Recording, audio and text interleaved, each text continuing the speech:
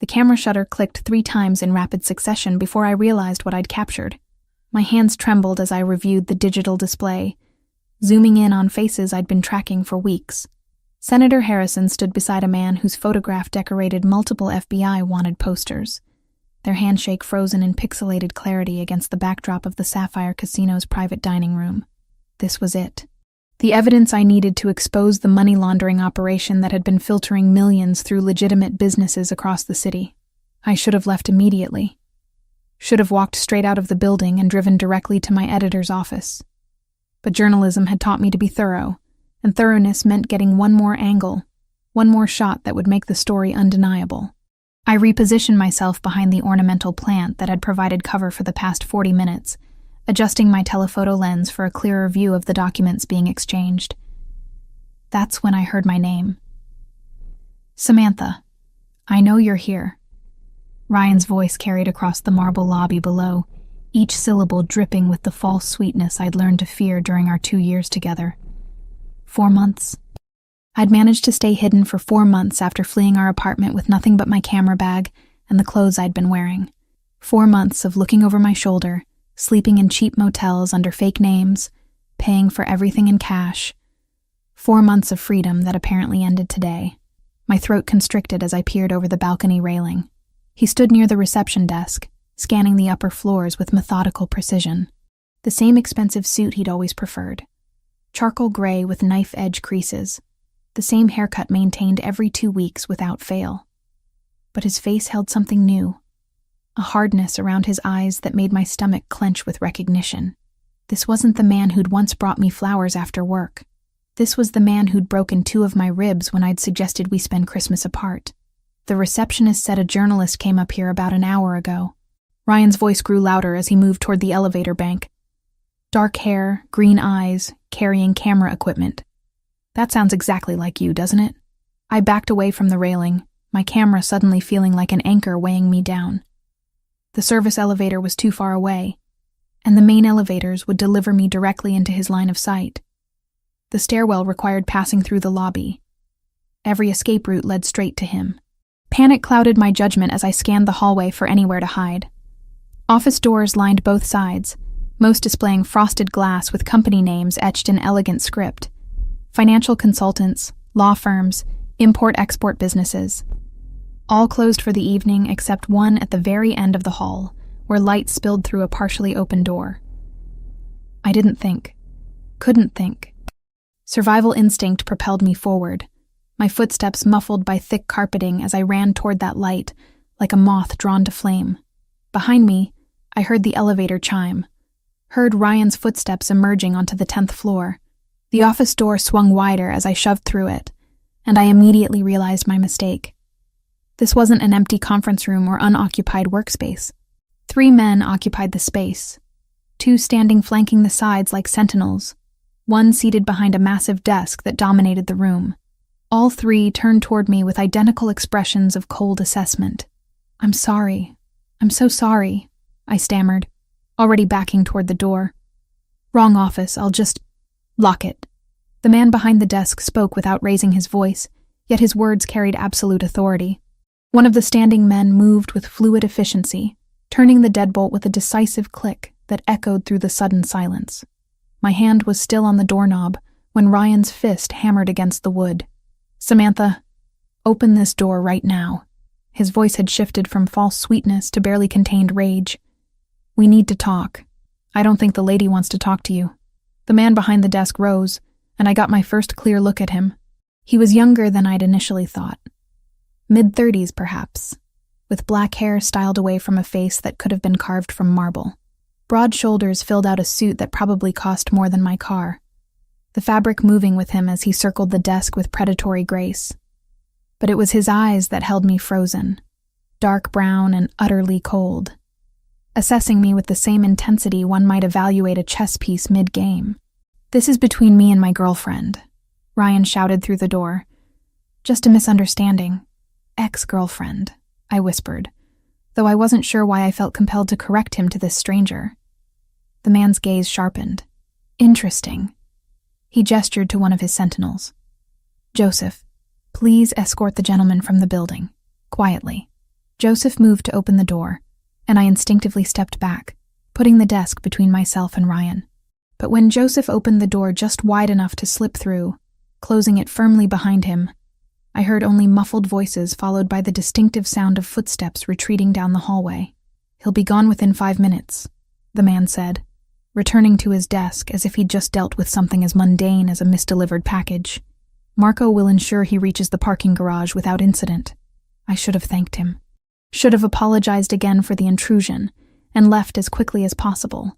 Instead, I stood frozen, my camera bag sliding off my shoulder to land with a soft thump against the floor. My hands, which had been steady enough to photograph criminals, now shook violently as adrenaline crashed through my system.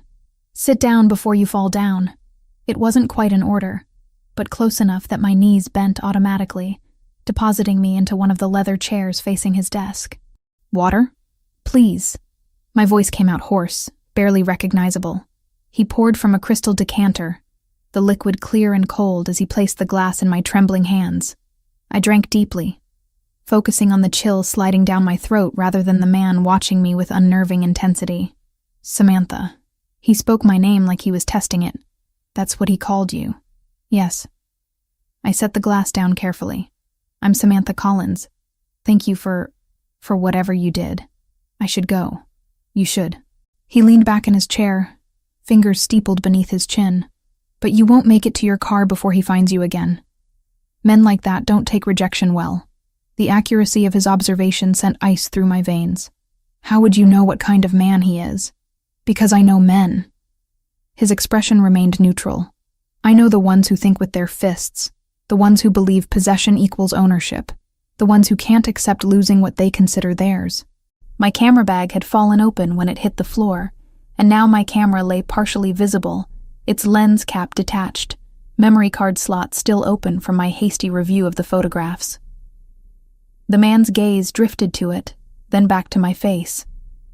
"You're a photographer." "Journalist," I corrected automatically. "Investigative reporter for the Metropolitan Daily." Something flickered behind his eyes. "Investigating what exactly?" "I can't discuss active investigations." The professional response came automatically, even as my brain screamed at me to stop talking, to leave, to run before this situation became more complicated than it already was. Admirable ethics. He rose again, moving around the desk toward my fallen camera bag. "May I?" Every instinct said to refuse, but he was already crouching, already lifting the camera with careful hands that suggested familiarity with expensive equipment. He turned it on, the display illuminating his face as he reviewed the images stored in memory. I watched his expression shift from casual interest to sharp focus. "Where did you take these?" "I told you I can't." "Casino Sapphire. Tonight." He looked up at me, and for the first time, I saw something other than cold assessment in his eyes. Concern, perhaps, or calculation. "Do you have any idea who these people are?" "Senator Harrison and several unidentified associates." I reached for the camera, but he held it just out of reach. "Which is exactly why I need those photographs. That's evidence of corruption at the highest levels. That's evidence of your death warrant." He clicked through more images, his jaw tightening with each frame. "This man here, the one shaking Harrison's hand, his name is Victor Castillo. He runs the Cartel del Golfo's North American operations. The woman in the red jacket is his accountant. The 3 men in the background are enforcers." My mouth went dry. "How do you know that?" "Because it's my business to know who operates in this city." He handed the camera back to me finally, but his expression had gone cold again. "And you just photographed one of the most dangerous organizations on this coast, conducting illegal business with corrupt politicians. They will find out. They will identify you. And they will ensure you never publish those photographs." "Are you threatening me?" I stood, clutching my camera against my chest like a shield. "I'm stating facts." He moved to the window, hands in his pockets as he gazed out at the city lights beginning to illuminate the darkening sky. "Victor Castillo has eliminated journalists before. 3 in Mexico City, 2 in Houston, 1 in Los Angeles. All within the past 5 years. All before their stories could be published." The room felt suddenly airless. "Then I'll go to the police." And tell them what? That you have photographs of people having dinner? That's not illegal, Miss Collins. You need context, documentation, proof of actual crimes, which means investigation, which means time. Time you don't have once they identify you. How would they identify me? But even as I asked, I knew. Cameras in the casino. Security footage showing me positioning myself with my telephoto lens. Witness accounts from staff who might have noticed a woman spending too long behind a decorative plant. You have 24 hours before Victor's people put your name together with your face. He turned from the window. 48 at most. What's your plan? I had no plan. The story had consumed me for 3 weeks. Every spare moment devoted to tracking money transfers, photographing key players, building a case that would finally make my editor take me seriously as more than just a features writer covering charity galas and restaurant openings. I thought about the article, the accolades, possibly even an award. I hadn't thought about dying. I'll leave the city, I said finally. Take what I have to the FBI. Let them handle it. The FBI will bury your evidence in bureaucracy for months while they build their own case. Meanwhile, you'll be exactly where? Witness protection has holes. Safe houses get compromised. Federal agents take bribes. Then what am I supposed to do? The question came out sharper than intended. You're telling me I'm going to die, but offering no alternatives. Should I just destroy the evidence and pretend I saw nothing? I'm offering you protection. He said it simply, as if proposing lunch, rather than upending my entire life. Stay somewhere secure until the situation can be properly managed. Let me handle Victor Castillo. Handle him how? That's not your concern. It absolutely is my concern if I'm supposed to trust you with my life. I moved toward the door, suddenly desperate to escape this conversation, this office, this man who spoke about murder and cartels with the same tone others used to discuss weather patterns. I don't even know who you are. Alessandro Ricci. He moved between me and the door with speed that shouldn't have been possible for someone his size. And yes, you should absolutely question whether to trust me. But first, ask yourself this. Who are you more afraid of? Your ex-boyfriend, who you're clearly running from. Victor Castillo, who will kill you for those photographs. Or me, who just offered you a way to survive both of them. The deadbolt clicked as Marco unlocked the door from outside, opening it just enough to lean in. He's in his car, heading east on 7th. Joseph is following to make sure he actually leaves. Alessandro nodded, his eyes never leaving mine. Give her space to think, Marco. The door closed again, leaving us in renewed silence. I should have walked through it. Should have taken my chances with Ryan, with Victor Castillo, with whatever consequences my investigation brought down on my head. Instead, I heard myself asking, why would you help me? Because Victor Castillo's organization crossed into my territory without permission. That makes him a problem I need to solve anyway. Alessandro returned to his desk, pulling out a business card and writing something on the back. Consider your situation a convenient opportunity to handle multiple issues simultaneously. He held out the card. I took it, noting the embossed name on the front and the address written in precise handwriting on the back. What is this? A safe location. My people will take you there tonight if you choose to accept my offer. You'll have complete security. Everything you need. Time to decide your next move without looking over your shoulder every 5 seconds. And what do you want in return? Delay publishing your story for 3 months. Give me time to dismantle Victor's operation here in a way that won't blow back on you. After that, you'll have your exclusive story, and you'll be alive to write it. 3 months. 12 weeks of hiding, of depending on a stranger, of living in some secured location under the protection of a man who spoke about cartels and territory with intimate familiarity. Everything in my professional training said to refuse, to maintain independence, to never compromise journalistic integrity by accepting help from questionable sources. But I was 28 years old with an ex-boyfriend who'd put me in the emergency room twice, standing in the office of a man whose last name I recognized from crime reports, holding photographs that apparently marked me for death by one of the most violent organizations in North America. Independence seemed suddenly less important than survival. 3 months, I repeated. And then I publish everything. Everything, he agreed. Though I recommend changing names to protect certain sources. Meaning yourself. Meaning practical reality. Some stories are more important than bylines, Miss Collins. He extended his hand. Do we have an agreement? I stared at his hand for a long moment, knowing that shaking it would change everything, would pull me into a world I'd only observed from safe distances while researching articles. But the alternative was going back to my studio apartment alone, waiting for either Ryan to find me again or Victor Castillo's people to make their move. I shook his hand. His grip was warm, firm, exactly what I'd expected from someone who commanded rooms with mere presence. Good. He released my hand and gestured to Marco. Take Miss Collins to the penthouse. Tell Sophia we have a guest for the foreseeable future. Full security protocol. Wait, tonight? I clutched my camera bag. I have things at my apartment, clothes, research materials, which will be retrieved tomorrow with appropriate security. Alessandro was already turning his attention to papers on his desk, effectively dismissing me. Tonight, you need to not be at any location your ex-boyfriend or the cartel might anticipate. Marco will take you somewhere. Neither of them will think to look. I followed Marco toward the door, my mind still reeling from everything that had happened in the past 20 minutes. At the threshold, I turned back. Why did you really help me? The truth this time. Alessandro looked up, his expression unreadable. Because you ran into my office instead of cowering in a bathroom stall. That kind of survival instinct interests me. He paused. And because you're about to become very useful in ways you don't yet understand. The words should have terrified me. Should have sent me running despite the dangers waiting outside.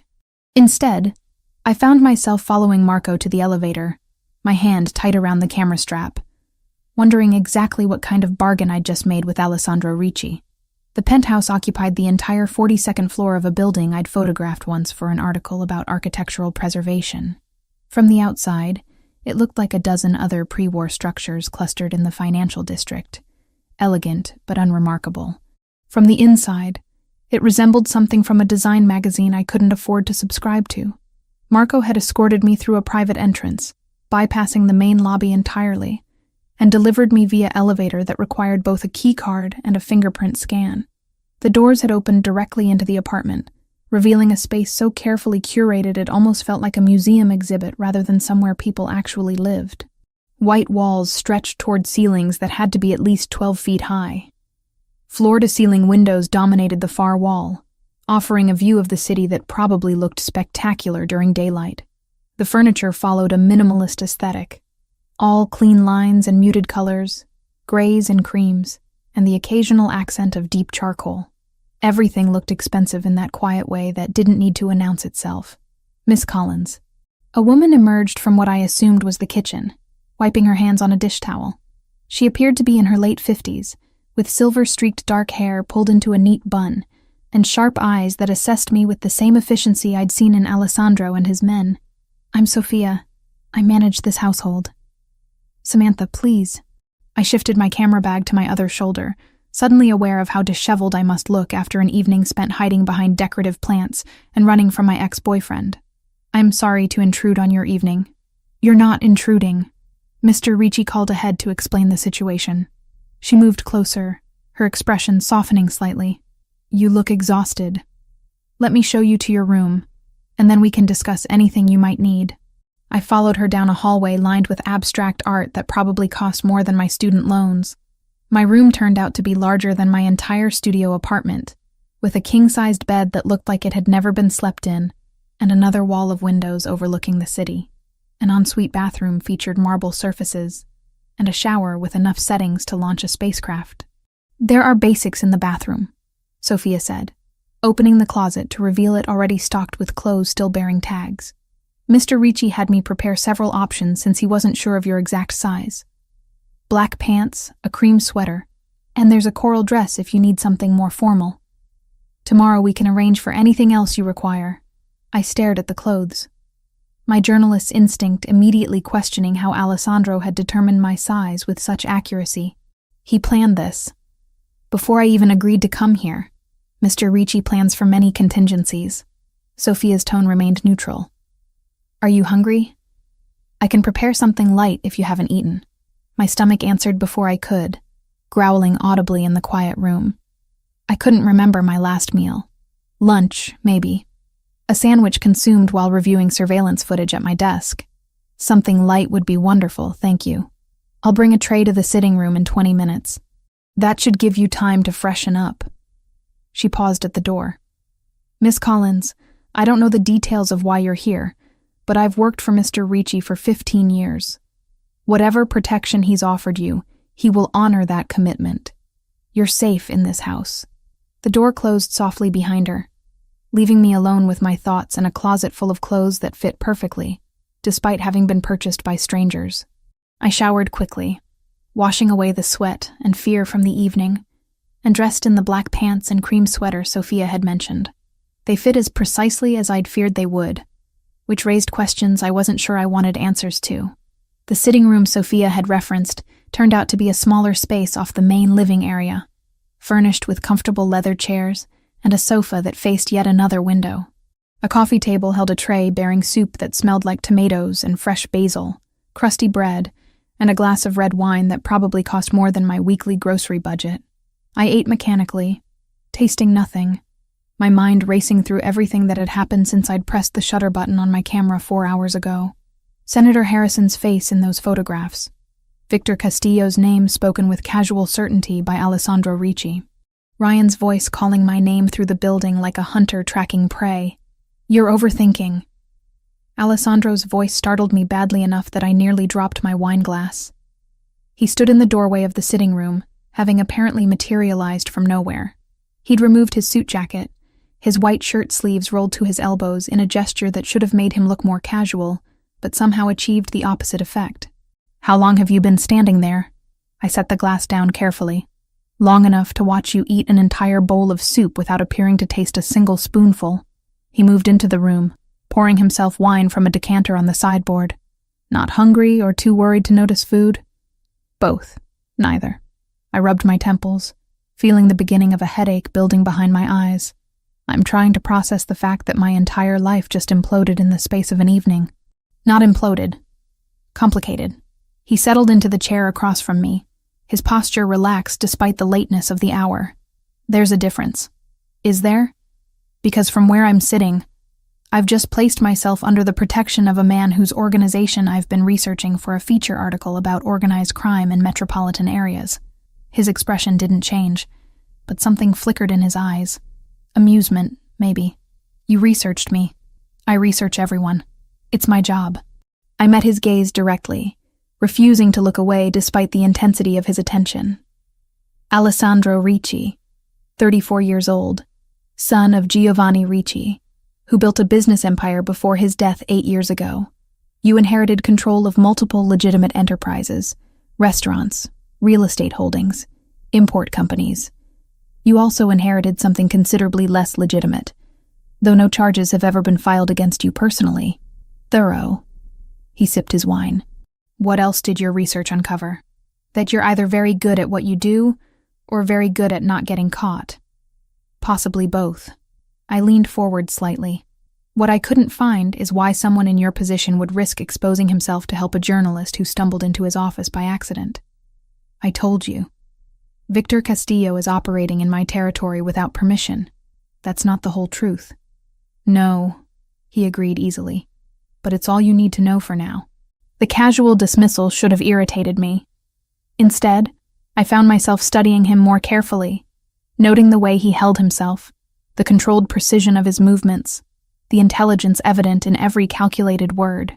This was someone who revealed nothing by accident, who treated information like currency to be spent judiciously. Tell me about your ex-boyfriend. The subject change caught me off guard.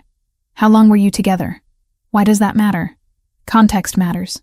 I need to understand all the threats against you to properly neutralize them. He set his wine glass aside. How long, Samantha? The use of my first name felt intimate in a way I hadn't anticipated. 2 years. We met at a restaurant where I was working as a server while finishing my journalism degree. He was a regular customer, always friendly, always generous with tips. We started dating 6 months before I graduated. When did it turn violent? How did you know? But of course he knew.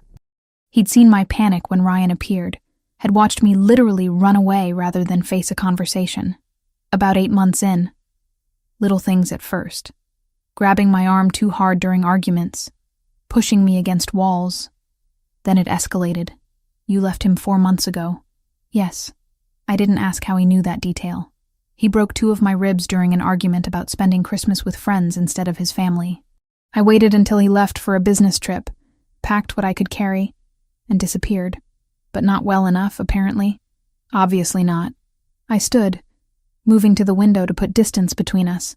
I've been careful. Different hotels every few nights, paying cash, avoiding my usual haunts.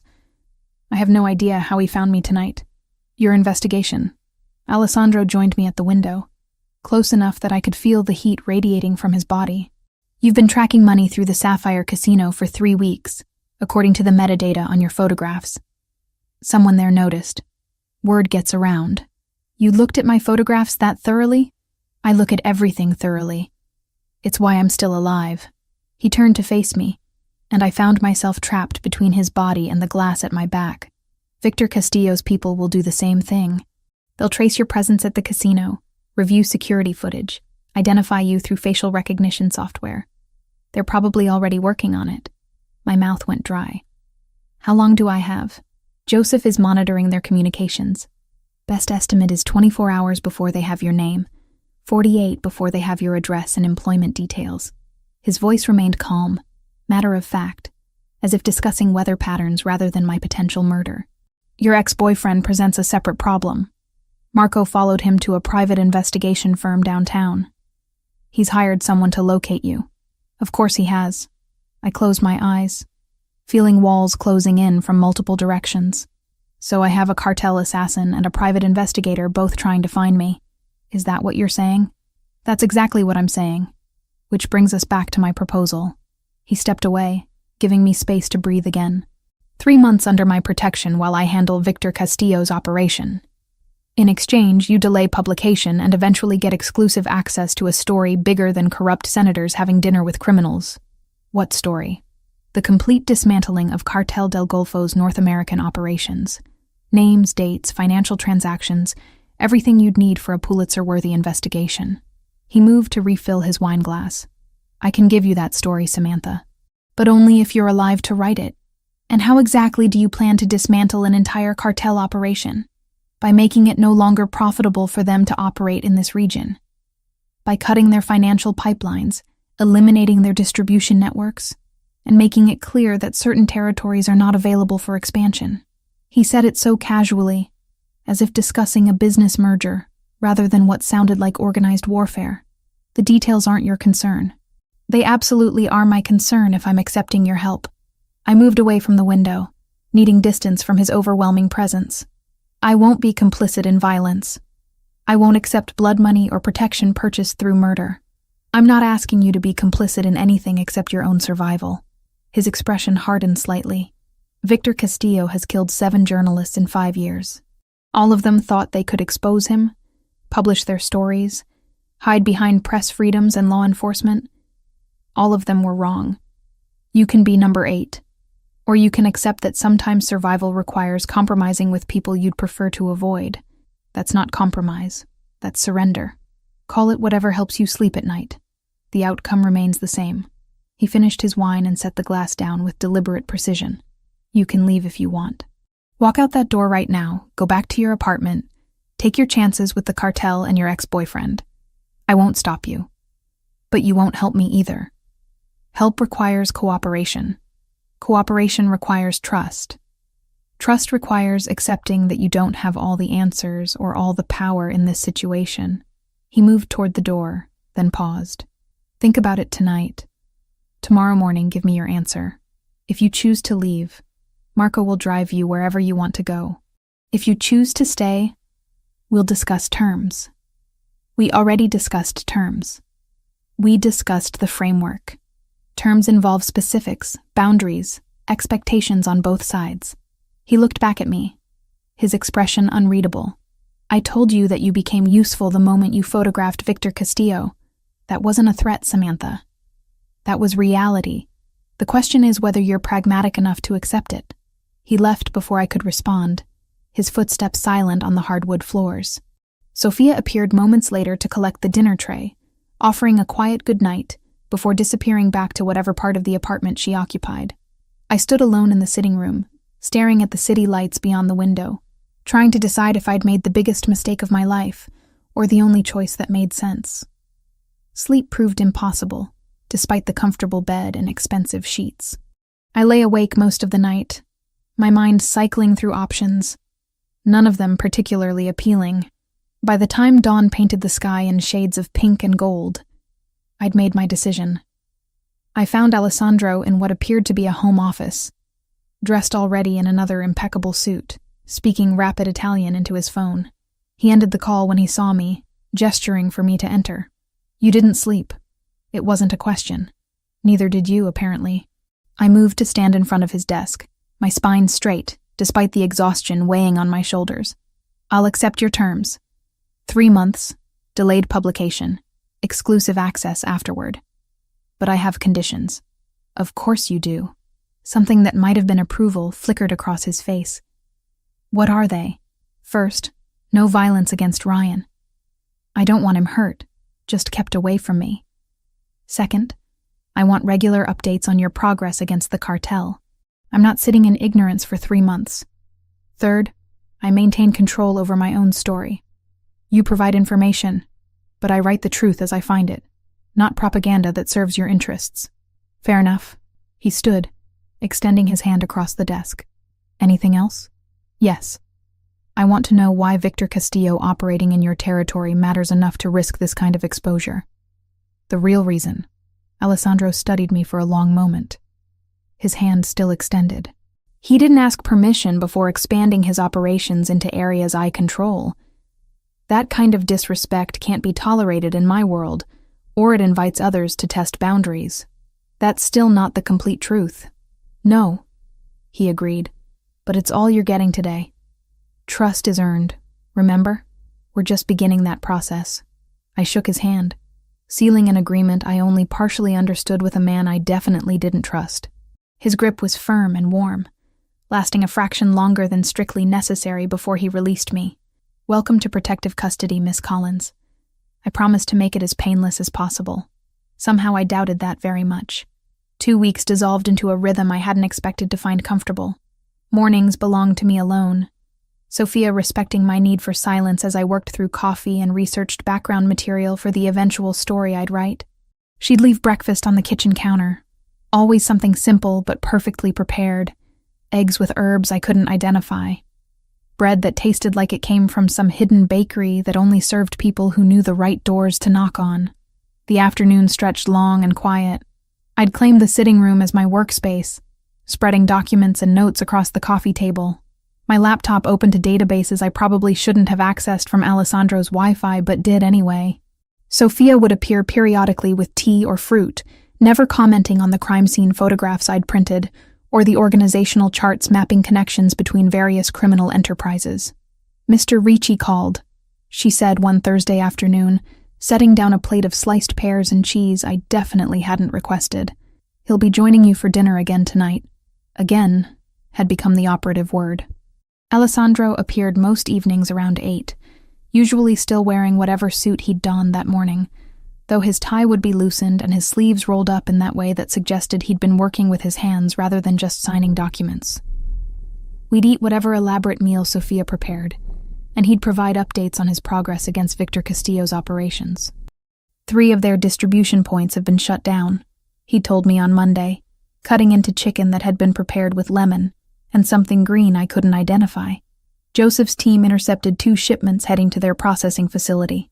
"Intercepted how?" I'd asked, my fork suspended halfway to my mouth. "Does the specific methodology matter?" "It does if I'm going to write about it eventually." He'd smiled at that, something close to genuine amusement crossing his features. "Seized by cooperative law enforcement acting on anonymous tips. No violence, no bodies, just empty trucks and very confused drivers who suddenly decided cooperation was preferable to prison time." I'd made notes on my phone under the table, cataloging details for later verification. Alessandro had noticed, of course. He noticed everything. But he'd said nothing, just continued eating while describing the financial pressure he was applying to businesses that laundered money for the cartel. The conversations had evolved beyond mere tactical updates. He'd started asking questions about my work, about the stories I'd covered before stumbling into his office, about why I'd chosen journalism in the first place. I'd answered cautiously at first, uncertain how much to reveal to someone whose entire life revolved around secrets and strategic information. But something about the way he listened, really listened without judgment or interruption, had loosened my tongue more than I'd intended. My parents died when I was 19. I'd told him on Wednesday. The words emerging without planning. We'd finished dinner and moved to the sitting room, Sophia having cleared the dishes and disappeared with her usual efficiency. Car accident on their way home from my college orientation weekend. Drunk driver crossed the median on the interstate. Alessandro had been holding a glass of wine, but he'd set it down carefully, his full attention shifting to my face. I'm sorry. Everyone says that. Sorry for your loss. Sorry for what happened. Sorry.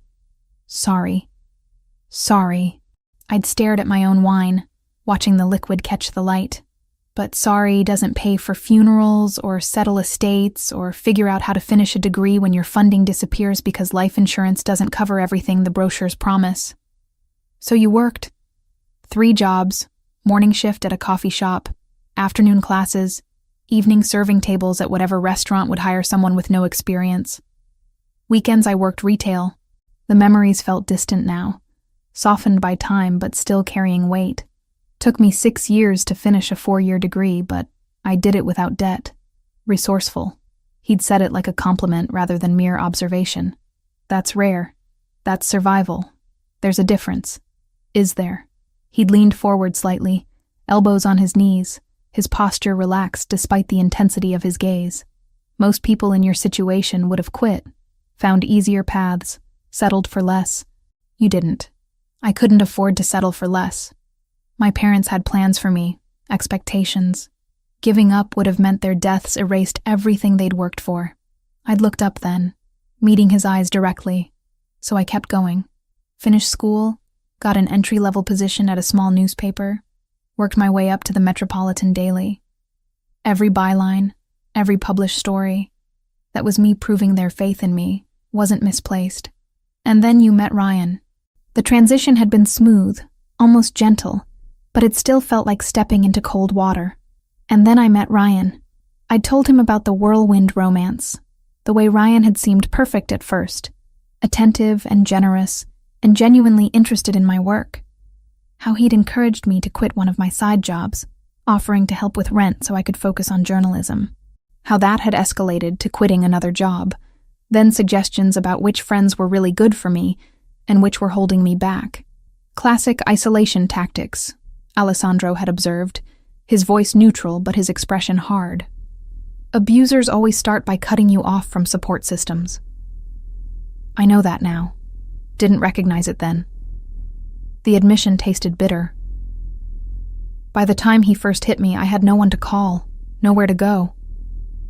He'd moved me into his apartment, convinced me to cancel my lease to save money. My friends had stopped reaching out after I'd canceled plans too many times. I was completely dependent on him. But you still left. Eventually.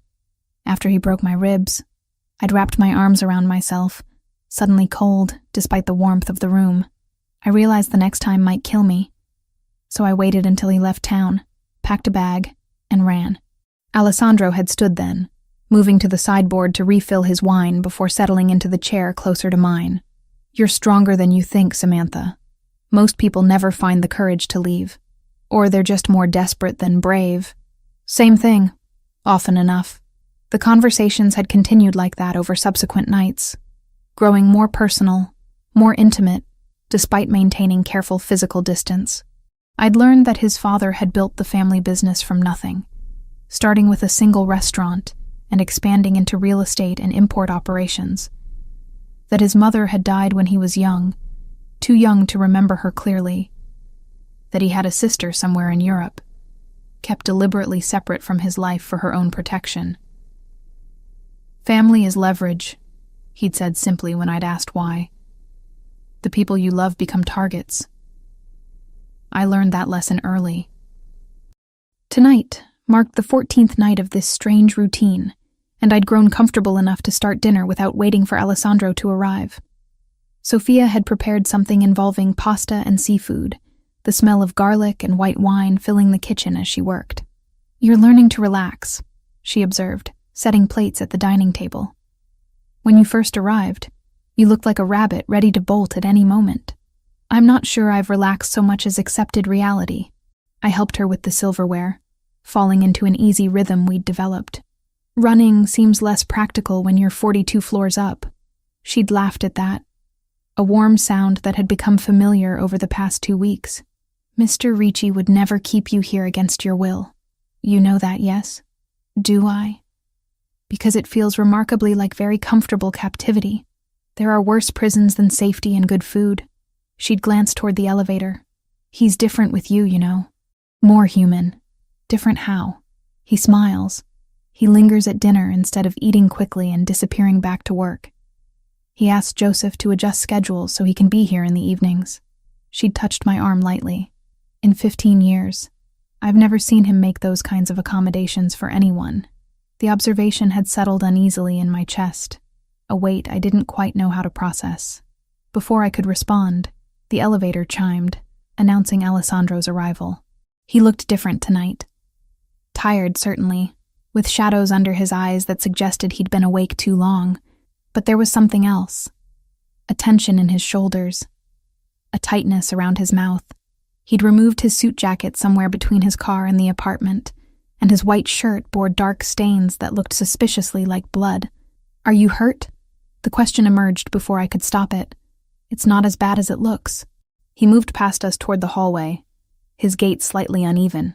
"Give me 10 minutes to clean up." But 20 minutes passed with no sign of him. Sophia exchanged glances with me, concern evident in her expression. Finally, I stood, ignoring her whispered caution, and walked down the hallway to the master suite I'd never entered. The door stood ajar. Through the gap, I could see Alessandro standing shirtless at his bathroom sink, attempting to clean a deep gash across his left shoulder blade.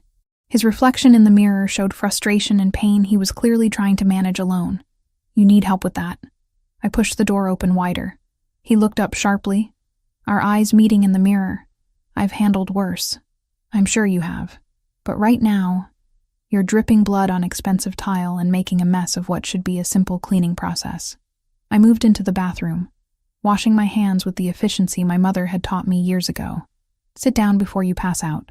"I'm not going to pass out." "Humor me, anyway."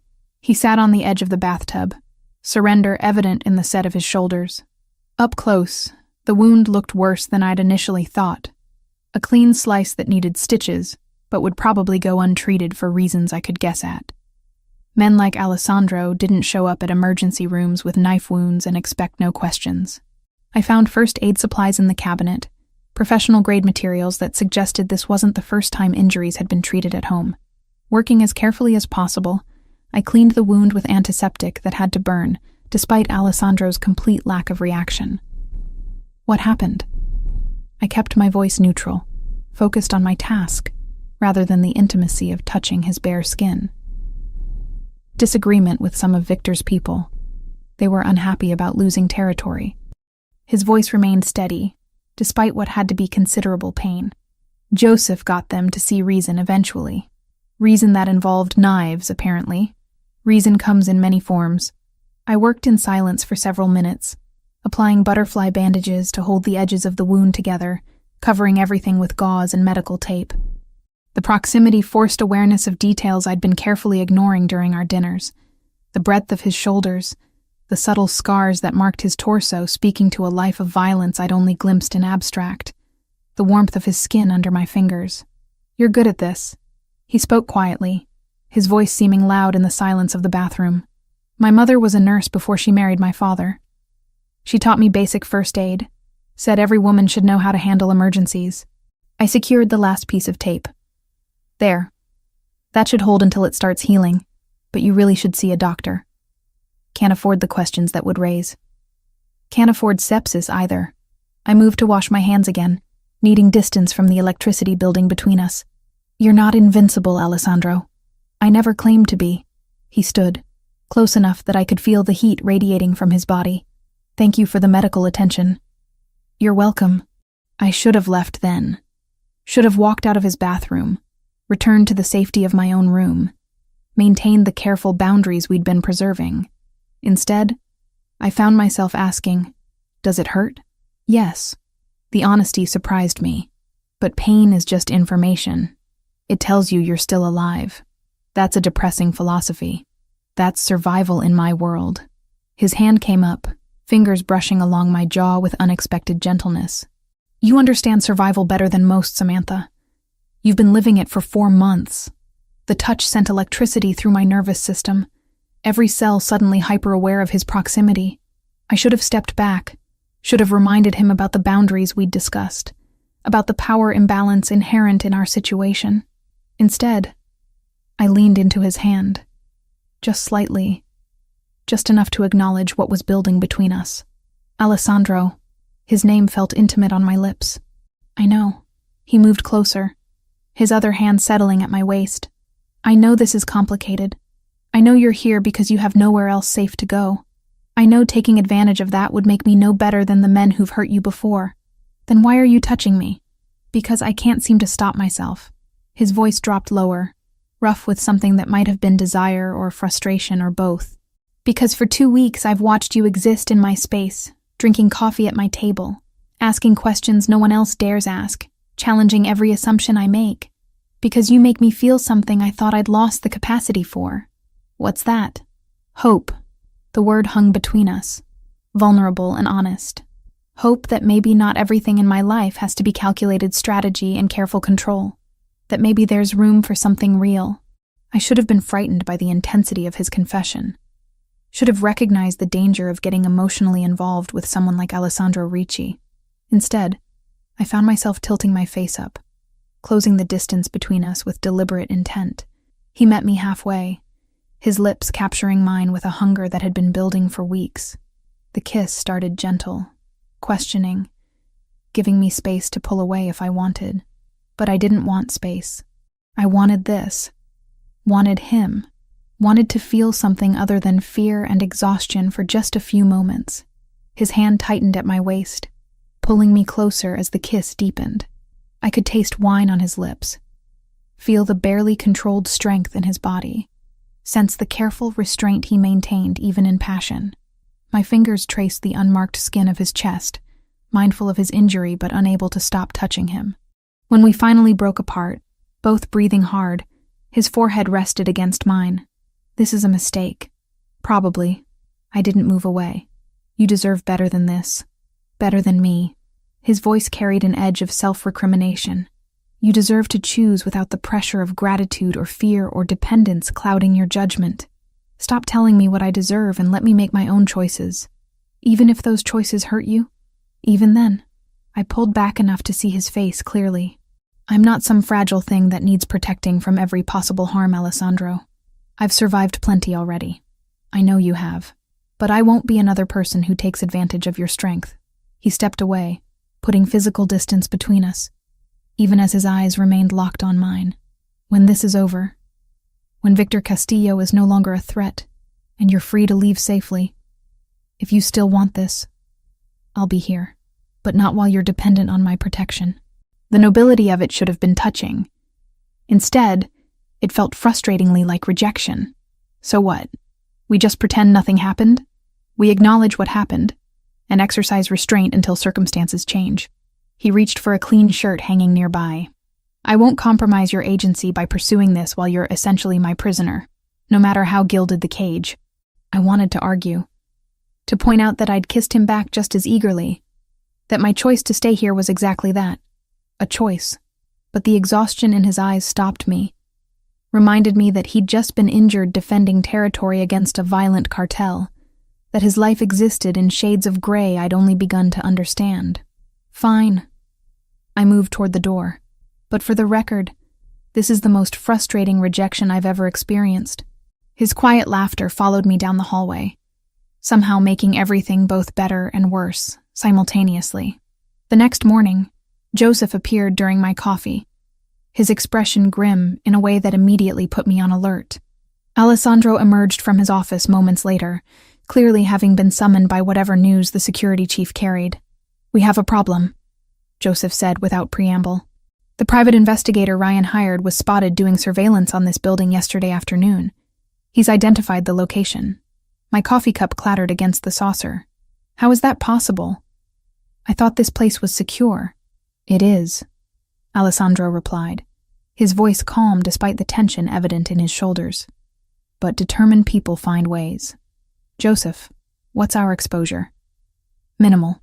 The investigator saw someone matching Samantha's description enter the building, but he can't confirm which floor or apartment. Building security prevented him from accessing resident lists. Joseph pulled out his phone, showing footage of a man in a nondescript jacket loitering across the street. He's been there 3 hours so far today. Then it's time to move her. Alessandro's decision came quick and certain. The rural property is ready. Has been since day one. I can have her there within 2 hours. Wait. I stood, alarm bells ringing. Move me where? Alessandro turned to me, his expression unreadable. Somewhere your ex-boyfriend's investigator can't find you. Somewhere more secure than a city apartment, no matter how many floors up. The walls felt like they were closing in again, my brief moment of stability already crumbling. But looking at Alessandro's face, seeing the determination there, I realized this was always going to be temporary. Safety, in his world, meant constant movement, endless adaptation. All I could do was hold on and hope I survived whatever came next. The property sat at the end of a private road that wound through trees thick enough to block most of the autumn sunlight. Joseph had driven in silence for the full 2 hours, giving me time to process the abruptness of leaving the penthouse that had become unexpectedly comfortable. Now, staring at the mansion through the SUV's tinted windows, I felt the weight of isolation settle across my shoulders. It's bigger than I expected, I said, breaking the quiet. Mr. Ricci believes in being prepared for extended stays. Joseph pulled into a circular driveway, parking near broad stone steps leading to double doors. The property has 20 acres, all fenced and monitored. My team maintains a perimeter, but you'll have freedom to move around the grounds as you wish. Freedom within boundaries. The irony wasn't lost on me. Better than no freedom at all. He grabbed my bag from the back, the only luggage I'd accumulated during 2 weeks at the penthouse. Come on, let me show you around before I have to get back to the city. The interior matched the exterior's understated elegance. Hardwood floors gleamed under chandeliers that looked original to the building, probably a century old or more. The furniture skewed more traditional here than the penthouse's minimalism. Heavy pieces in dark wood that suggested permanence rather than transience. Someone had prepared for my arrival. Fresh flowers arranged in vases throughout the main rooms.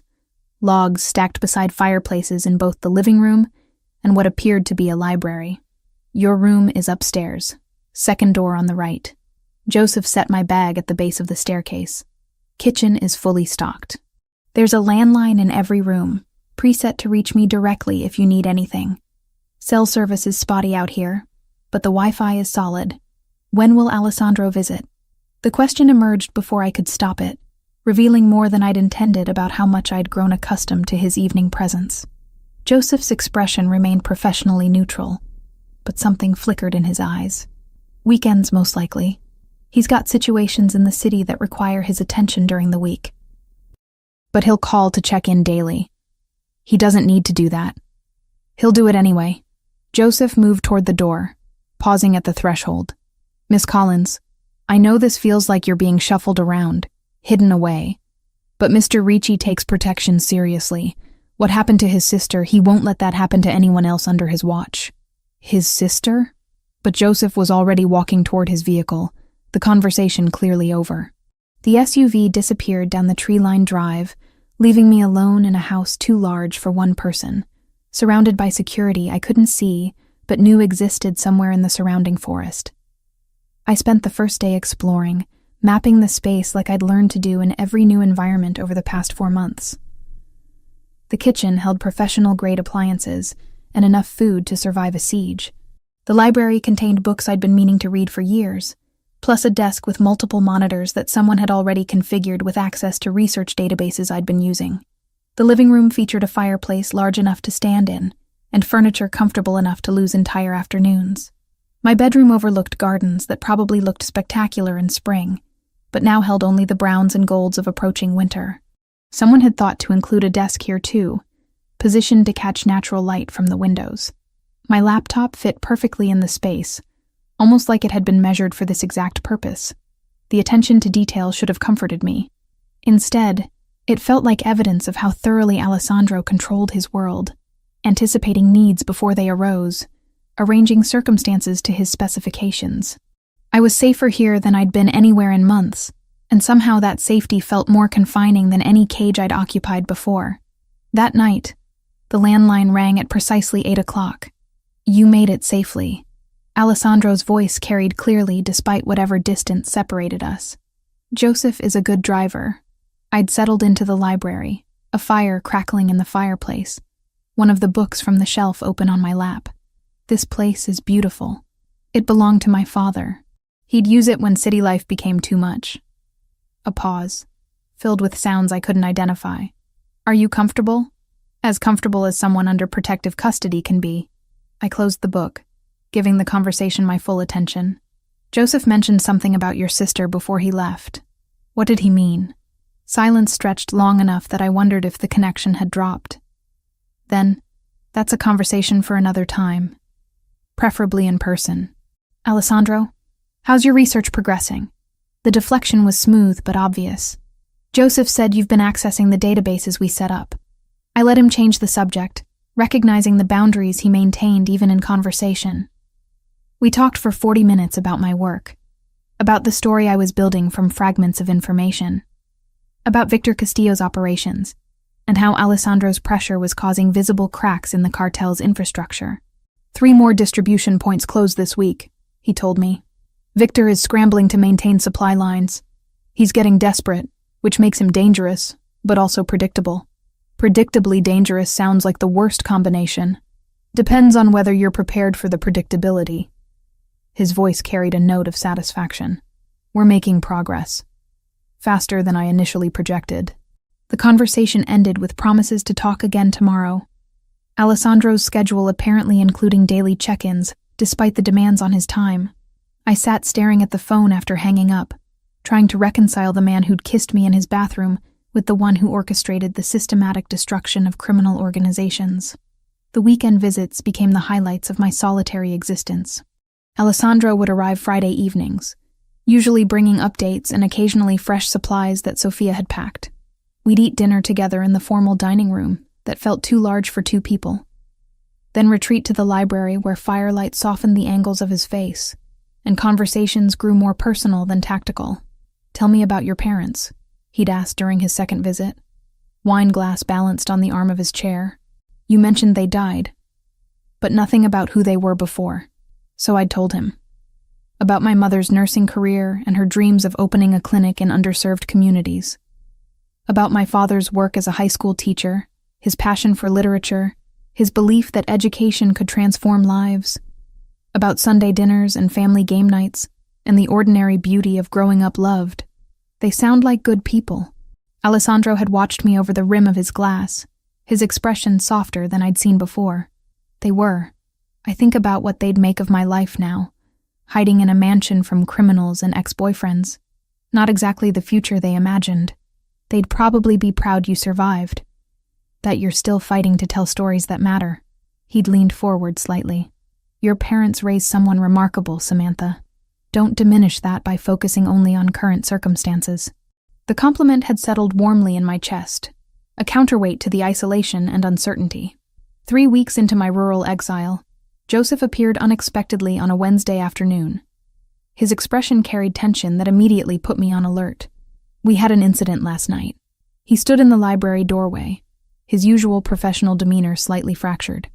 The investigator your ex hired tried to breach the property perimeter around 2 a.m. My team intercepted him before he got within half a mile of the house. My coffee went cold in my hands. Is he dead? No. Injured enough to require hospitalization, but nothing permanent. Joseph moved into the room, his movements controlled despite obvious fatigue. He's being treated for a broken arm and some bruising. Local police are calling it a hiking accident in restricted woods. But it wasn't an accident. It was a clear attempt to locate you, using night vision equipment and a GPS tracker probably placed on one of our supply vehicles. Joseph's jaw tightened. We've swept everything. He won't try again. How can you be sure? Because Mr. Ricci is having a conversation with Ryan Mitchell as we speak, making it clear that further attempts to locate you will have consequences neither of them want to face. The casual mention of consequences sent ice through my veins. What kind of consequences? The legal kind. Mr. Ricci's lawyers have compiled evidence of stalking, violation of restraining orders, and conspiracy to commit trespass. If Ryan persists, he'll face criminal charges that will destroy his career. Joseph's expression softened slightly. No violence, Miss Collins. Mr. Ricci gave you his word about that. I spent the rest of the day pacing the property, walking the gardens despite the autumn chill, trying to process how thoroughly my life had become entangled with Alessandro's world. By the time his car appeared Friday evening, I'd worked myself into a state of conflicted fury. He found me in the library, a fire blazing against the evening cold. My laptop open to an article I'd been trying and failing to write for 3 hours. You're angry. He'd barely entered the room before making the observation. I'm frustrated. I closed the laptop with more force than necessary. Frustrated that people I've never met are making decisions about my safety without my input. Frustrated that I'm trapped here while Ryan apparently required a personal warning and his investigator needed to be hospitalized. Would you prefer we'd done nothing? Let the investigator find you? Allowed Ryan to continue his obsessive pursuit? I'd prefer to be treated like an adult capable of understanding the full situation, rather than a child who needs protection from harsh truths. I stood, needing movement to channel the energy coursing through me. You keep me here, safe and isolated, while orchestrating responses to threats I only hear about after the fact. That's not protection, Alessandro. That's control. He was quiet for a long moment, his expression unreadable. Then he moved to the sideboard, pouring 2 glasses of wine before settling into his usual chair. You're right. The admission caught me off guard. What? You're right. I've been making decisions about your safety without adequate consultation. That's how I'm accustomed to operating, controlling variables, minimizing risks, keeping people safe by keeping them uninformed. He took a slow sip of wine. But you're not one of my soldiers or business associates. You deserve transparency. So give it to me. I took the glass he'd poured, sitting across from him. Tell me everything. The full picture, not the sanitized version. He studied me for a long moment, then began talking. About Victor Castillo's increasing desperation as supply lines collapsed.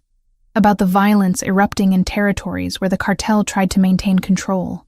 About Ryan's escalating behavior, the emails and messages sent to my former colleagues, the attempts to access my bank accounts and social media. He's unraveling, Alessandro said quietly. Men like him often do when they lose control of what they believe belongs to them. Joseph's team has been monitoring him closely. The investigator's hospitalization pushed Ryan to make mistakes, sending threatening communications that gave my lawyers everything they needed to pursue criminal charges. And the investigator himself, being strongly encouraged to accept a financial settlement in exchange for dropping Ryan as a client and signing a comprehensive non-disclosure agreement. Alessandro's expression remained neutral. He'll take it. The alternative is messier for everyone involved. I absorbed this, trying to reconcile my instinctive resistance to his methods with the pragmatic effectiveness they demonstrated. You're good at this. Managing people, controlling outcomes, arranging circumstances to serve your purposes. It's what I was trained to do from childhood. My father believed in preparation, in understanding leverage, in maintaining control of every situation. Something shifted in his expression, a crack in the carefully maintained facade. But even the best preparation can't prevent every disaster, can't account for every variable.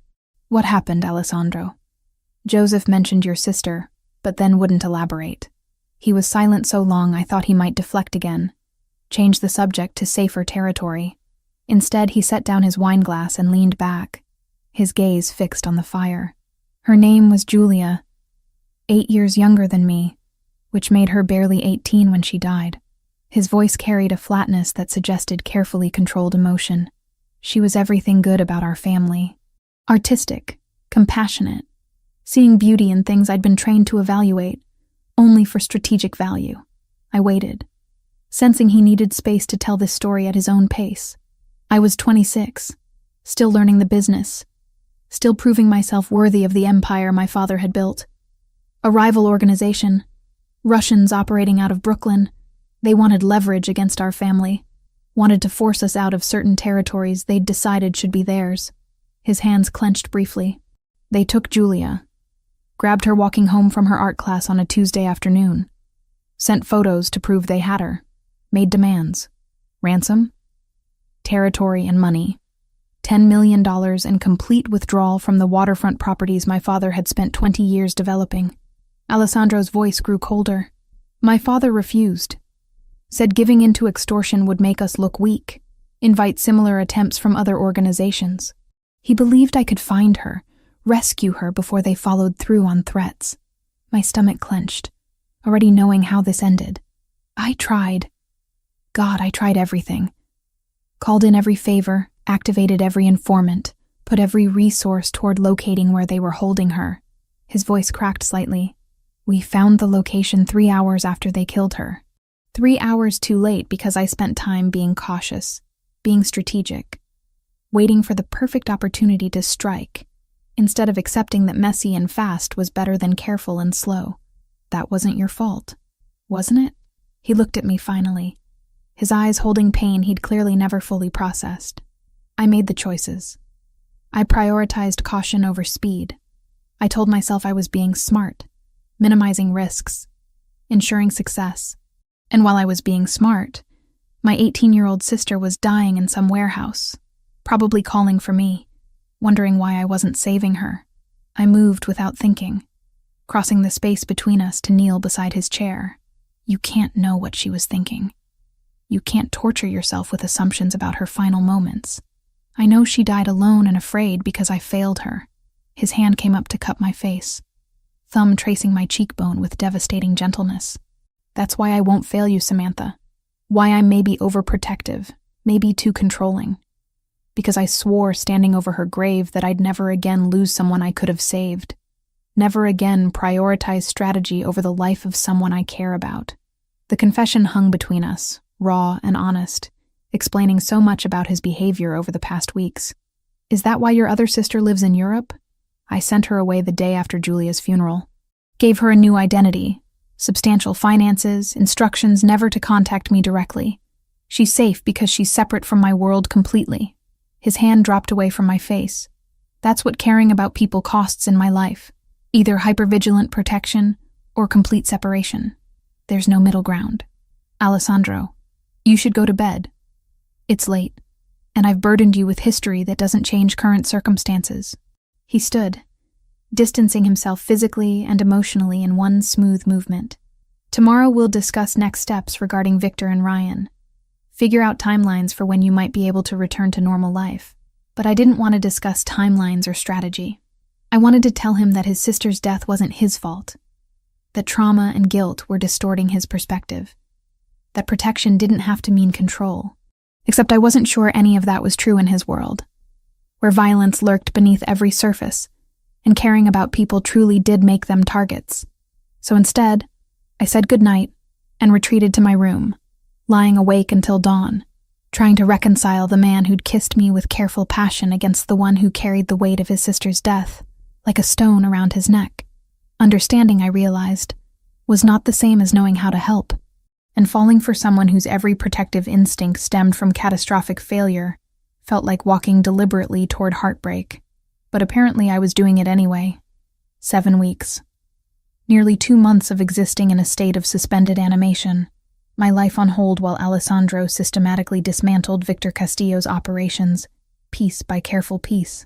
The waiting had worn grooves into my patience, smoothed my resistance into something closer to acceptance than I'd ever intended. The call came on a Thursday morning, Alessandro's voice carrying a satisfaction I'd learned to recognize over our nightly conversations. It's done. No preamble, no build-up. Joseph compiled everything into a comprehensive package. Financial records, witness statements, documented movements of contraband.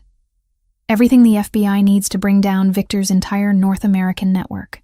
I'd been drinking coffee in the library, watching frost patterns form on the windows as autumn surrendered to early winter. Now I set the mug down carefully, hardly daring to believe. You're certain? The evidence is airtight. Joseph built anonymous channels months ago specifically for situations like this. Untraceable back to us, but completely credible to federal investigators. A pause filled with sounds of movement, papers shuffling. I'm sending you copies of everything right now. Verify it against your own research. If it holds up to your journalistic standards, it'll hold up in court. I spent the next 6 hours reviewing documents that appeared in my secure email. Financial transactions traced through shell corporations, witness testimony from low-level operatives willing to cooperate in exchange for reduced sentences, surveillance photographs showing Victor Castillo personally directing operations the FBI had been trying to infiltrate for years. It was comprehensive, damning, exactly the kind of evidence that could dismantle an organization from the inside out. More importantly, it was everything I needed to write the story I'd been building since that night in the Sapphire Casino. Senator Harrison's involvement was documented with precision that would end his political career. The money laundering network was mapped completely. Even the corrupt officials who'd enabled the operation were identified with supporting evidence. "This is incredible," I told Alessandro when he called that evening. "This is a Pulitzer-level investigation. Then write it." His voice carried warmth I'd grown to crave during our weeks of separation. "Your editor will want to see you in person. How soon can you be ready to come back to the city?" The question triggered something between excitement and trepidation. "When?" "Tomorrow. I'll pick you up myself. We'll meet with your editor, discuss publication timelines, handle the logistics of bringing you back into the world." A beat of silence. "If you're ready." Was I ready?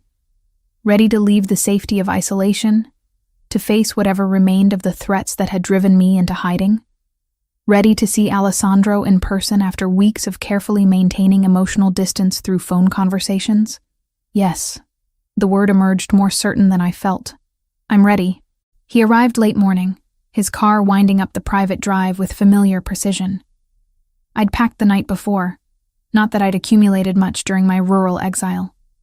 When I opened the door, the sight of him struck me with unexpected force. He looked tired, shadows under his eyes suggesting too many late nights, but his expression when he saw me carried something that made my breath catch. "Samantha." My name on his lips felt like coming home. "You look exhausted." Dismantling criminal empires is surprisingly time-consuming. He took my bag, his free hand finding the small of my back as he guided me toward the car. But worth it for this moment. Joseph drove us back to the city, giving Alessandro and me privacy in the back seat to discuss strategy for my meeting with the editor. But the conversation kept drifting to other topics. Observations about the changing seasons, questions about books I'd been reading, the comfortable intimacy of two people who'd been living in each other's thoughts, even while physically separated. "I missed you." I said it quietly, almost afraid to acknowledge the depth of feeling that had developed during our nightly phone calls. His hand found mine, fingers interlacing with a certainty that felt inevitable. "I've missed you every day." These past weeks, the hardest part wasn't dealing with Victor or managing territory disputes. It was knowing you were alone out there, knowing I'd put you in that isolation. You didn't put me anywhere. I chose to accept your protection. Choice made under duress isn't really choice. His thumb traced patterns across my knuckles. "But we can debate philosophy later. Right now, focus on your meeting. Show your editor what real investigative journalism looks like." The meeting exceeded my expectations. My editor, a woman named Patricia who'd been skeptical of my abilities for years, reviewed the evidence with growing astonishment. Her questions came rapid fire, testing the sources, verifying the documentation, pushing for details only someone who genuinely investigated would know. "This is exceptional work, Collins." She'd looked up from the documents, her expression transformed from doubt to respect. "This is the kind of story that defines careers. How soon can you have the full article written?" 2 weeks for the first draft, another week for revisions and fact-checking. Do it.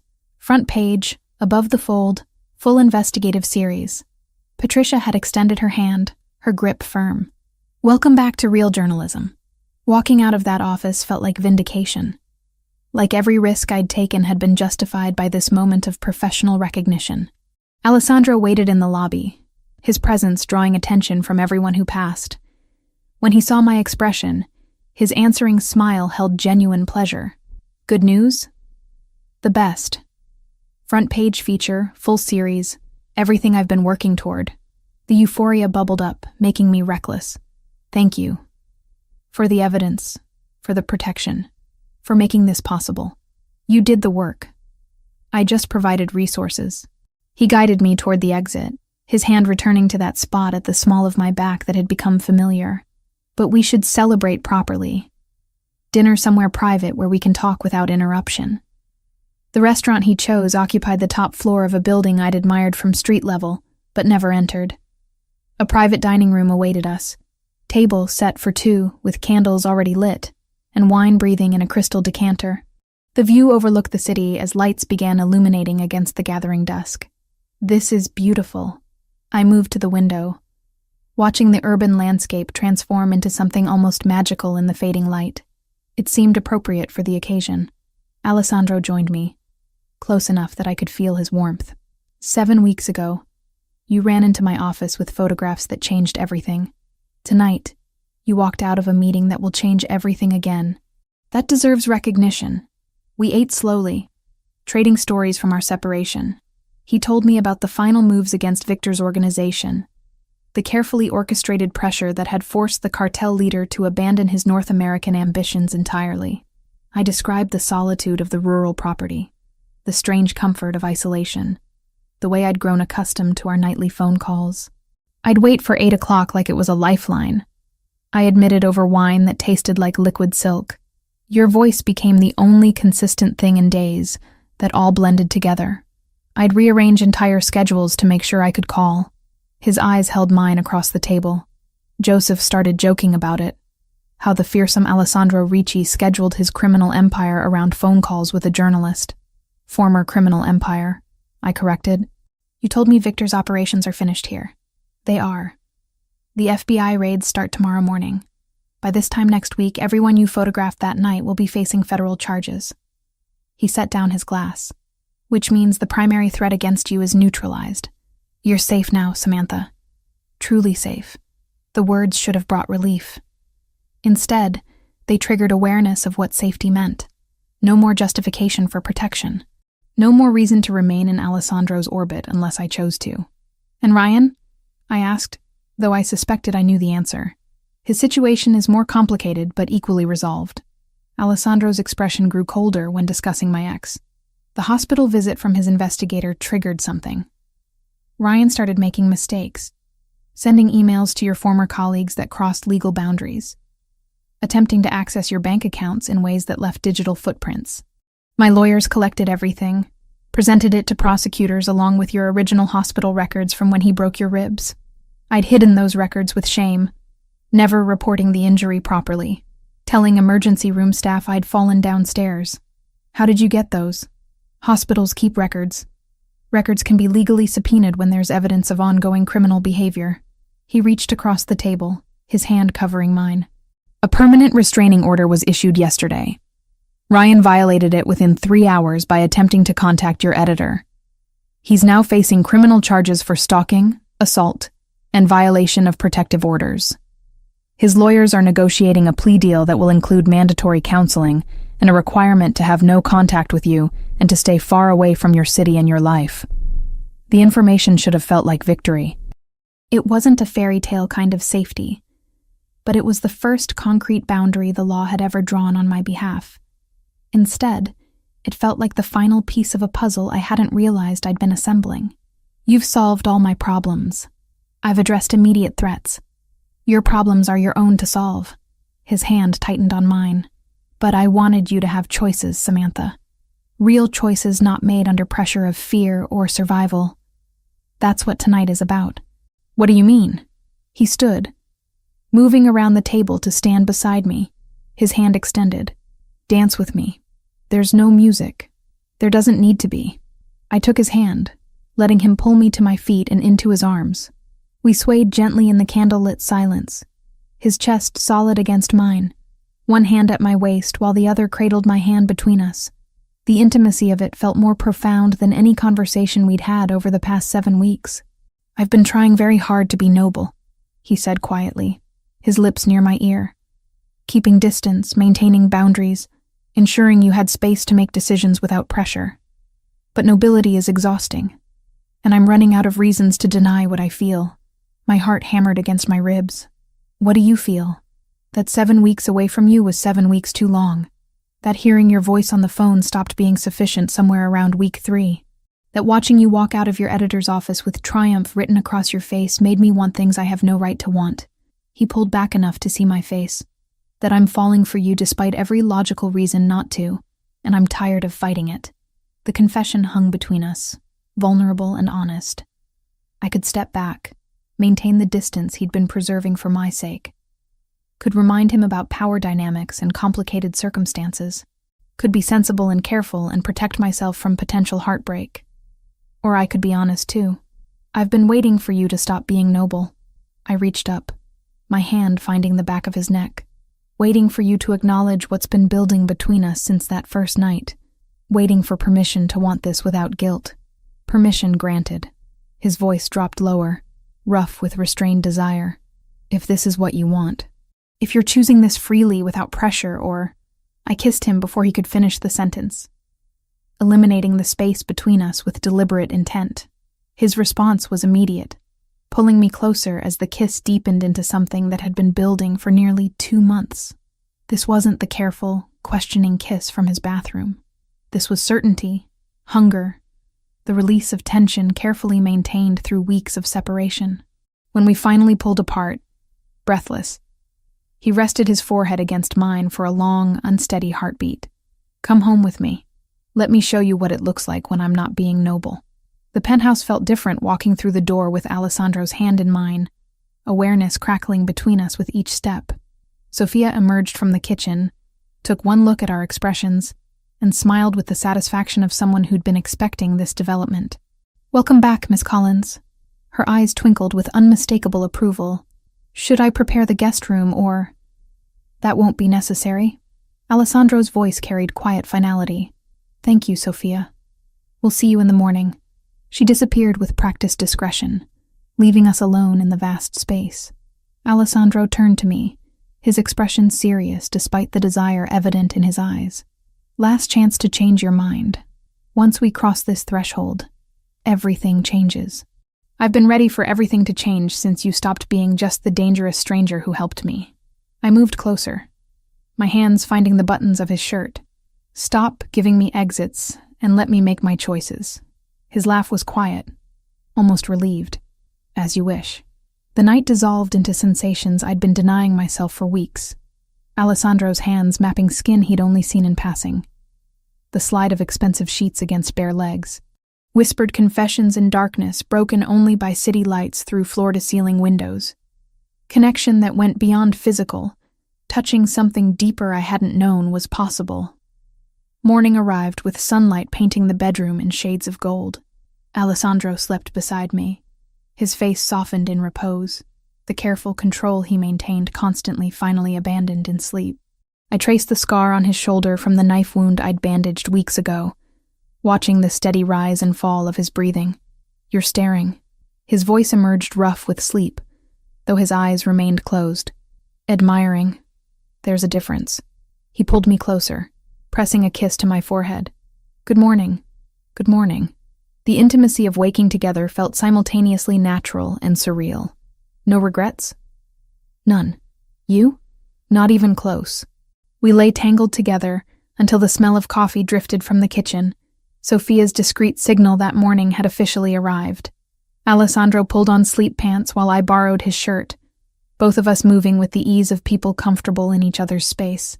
Sophia was arranging breakfast at the kitchen counter when we appeared, her expression carefully neutral, except for the knowing smile she couldn't quite suppress. Good morning. Coffee is fresh, and there are pastries from the bakery you like, Miss Collins. Thank you, Sophia. I settled onto a bar stool, accepting the coffee she poured. Everything smells wonderful. It's good to see you both looking happy. She busied herself with breakfast preparations. The house has been too quiet with only Mr. Ricci here. Alessandro's hand found mine under the counter, our fingers interlacing automatically. The gesture felt both new and familiar, like something we'd been building toward since that first night in his office. We spent the morning in comfortable domesticity, trading sections of the newspaper, discussing publication strategy for my article, existing in each other's space without the careful boundaries that had defined our previous interactions. It felt like the beginning of something real, something chosen, rather than imposed by circumstances. I should get back to work on the article, I said eventually, reluctant to break the spell but aware of approaching deadlines. Patricia wants the first draft in 2 weeks. Use the office here. Everything you need is already set up. Alessandro glanced at his phone, frowning slightly. I have meetings this afternoon, but I'll be back for dinner. We should discuss what comes next. What do you mean? Your apartment isn't safe yet. Ryan's legal situation is pending, and there are always residual concerns after taking down an organization like Victor's. He pulled me close, his arms circling my waist. Stay here while you write the article. After that, we'll figure out what this looks like long term. This. I gestured between us. You mean us. I mean us. He kissed me softly. If that's what you want. A real relationship. Not protection or convenience or anything except two people choosing each other. The honesty in his voice, the vulnerability evident despite his usual control, made my chest tight with emotion. I wasn't quite ready to name. I want that. Then we'll figure it out together. He pressed another kiss to my forehead before stepping back. But right now, I need to handle business. And you need to write the story that's going to end careers and topple criminal enterprises. We'll celebrate tonight. He left with promises to return by 7, leaving me alone in the penthouse that had become unexpectedly familiar. I settled into the office he'd mentioned, finding my research materials already organized, my laptop configured with access to everything I needed. Sophia brought lunch at noon, sandwiches and fruit arranged on a tray she set on the desk. He's happy with you, you know. Happier than I've seen him in years. I'm happy with him too. The admission felt significant, acknowledging feelings I'd been carefully avoiding examining too closely. Even though this is complicated, and probably inadvisable in about 17 different ways. Love usually is. She smiled gently. But that doesn't make it less worthwhile. Love. The word hung in my thoughts long after she'd left, refusing to be dismissed despite my attempts at rationality. Was that what this was? Love developing between two people thrown together by circumstance, grown through weeks of conversations and careful vulnerability, solidified by nights of physical connection. Maybe. Probably. Definitely. The realization should have terrified me. Instead, it settled like certainty in my chest, solid and undeniable despite all the logical reasons to resist. I was falling in love with Alessandro Ricci, and apparently I was going to let myself fall completely. The article went live on a Tuesday morning, dominating the Metropolitan Daily's front page with a headline that would force resignations before lunch. Senator Harrison's criminal enterprise. A year-long investigation exposes corruption at the highest levels. My byline sat above 3,000 words of meticulously documented evidence, supported by photographs that left no room for doubt. By noon, my phone wouldn't stop ringing. Other journalists requesting interviews, television producers offering segments, even book agents suggesting I expand the investigation into a full manuscript. Patricia fielded most of the calls. Her earlier skepticism transformed into fierce protection of her suddenly valuable reporter. Collins, you've got CNN requesting a live interview tonight. She appeared in the doorway of the conference room I'd commandeered as temporary workspace. And the Washington Chronicle wants to discuss a position. Senior investigative correspondent, national beat, substantial salary increase. Washington Chronicle, one of the most prestigious newspapers in the country. The kind of position journalists spent entire careers aspiring toward. When do they want to talk? Thursday morning. I told them you'd call to confirm. Patricia's expression softened slightly. This is the big leagues, Samantha. The kind of opportunity that doesn't come twice. Don't let loyalty to this paper hold you back. I spent that evening at the penthouse with Alessandro, discussing the offer over dinner Sophia had prepared with obvious pleasure at having both of us present. He listened carefully as I outlined the position's scope, the resources I'd have access to, the stories I could pursue with national reach. You should take it. His certainty surprised me. Just like that? No discussion about what it means for us? What it means is your career advancing exactly as it should. He reached across the table, his hand covering mine. I won't be the reason you limit your potential, Samantha. We'll figure out the logistics of Washington and New York. People manage distance all the time. Do they? People in your world? I gestured vaguely, encompassing everything his life entailed. Because it seems like your world requires proximity, physical presence. My world is adapting.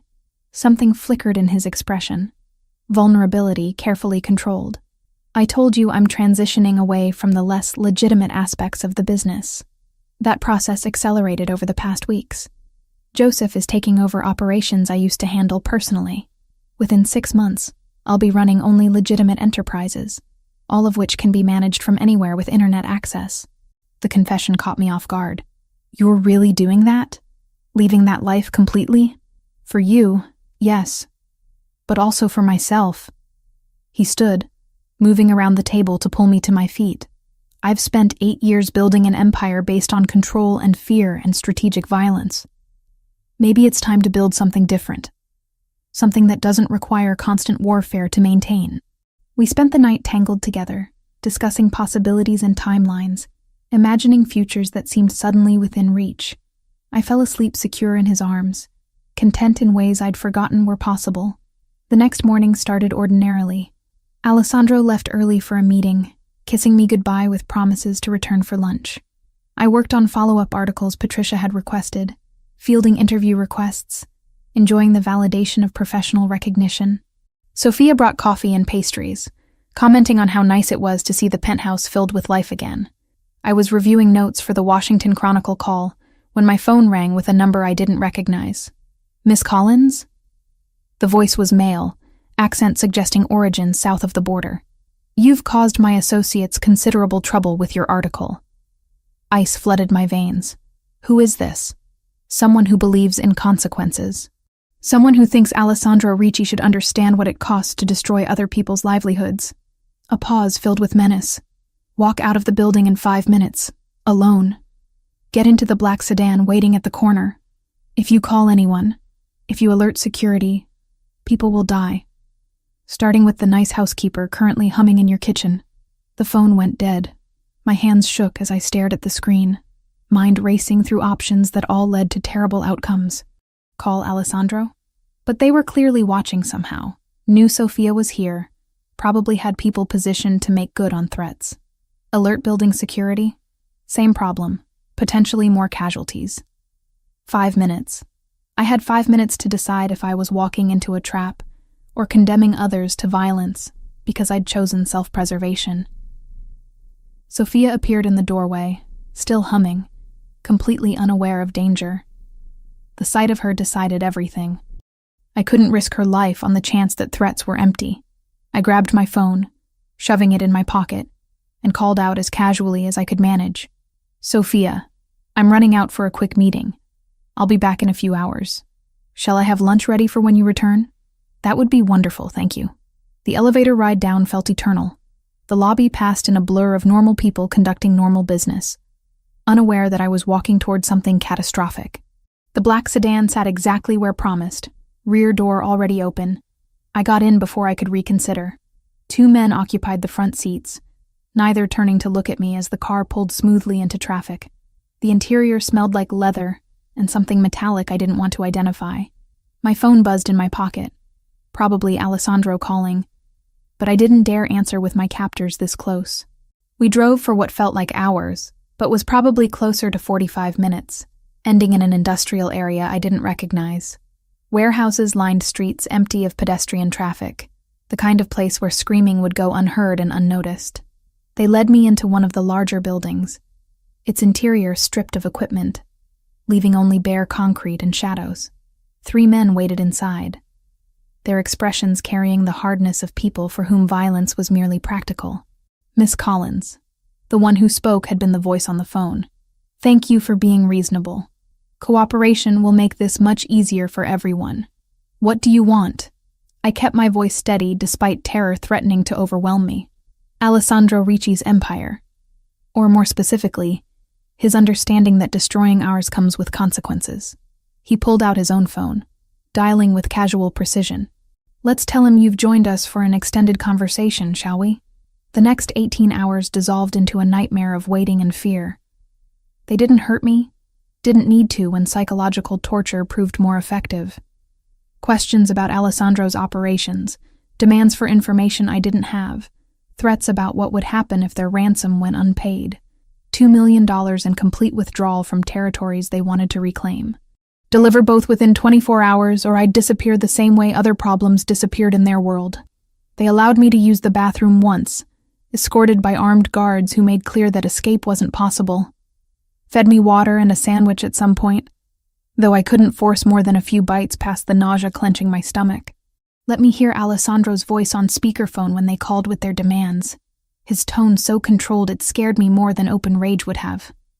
Don't hurt her. His words emerged precise, measured, containing fury beneath careful control. Whatever you want, we'll negotiate. Just don't hurt her. 48 hours, Ricci. Then we see how much your new girlfriend is really worth to you. The call ended, leaving me alone with my captors and growing terror that this was how I'd die.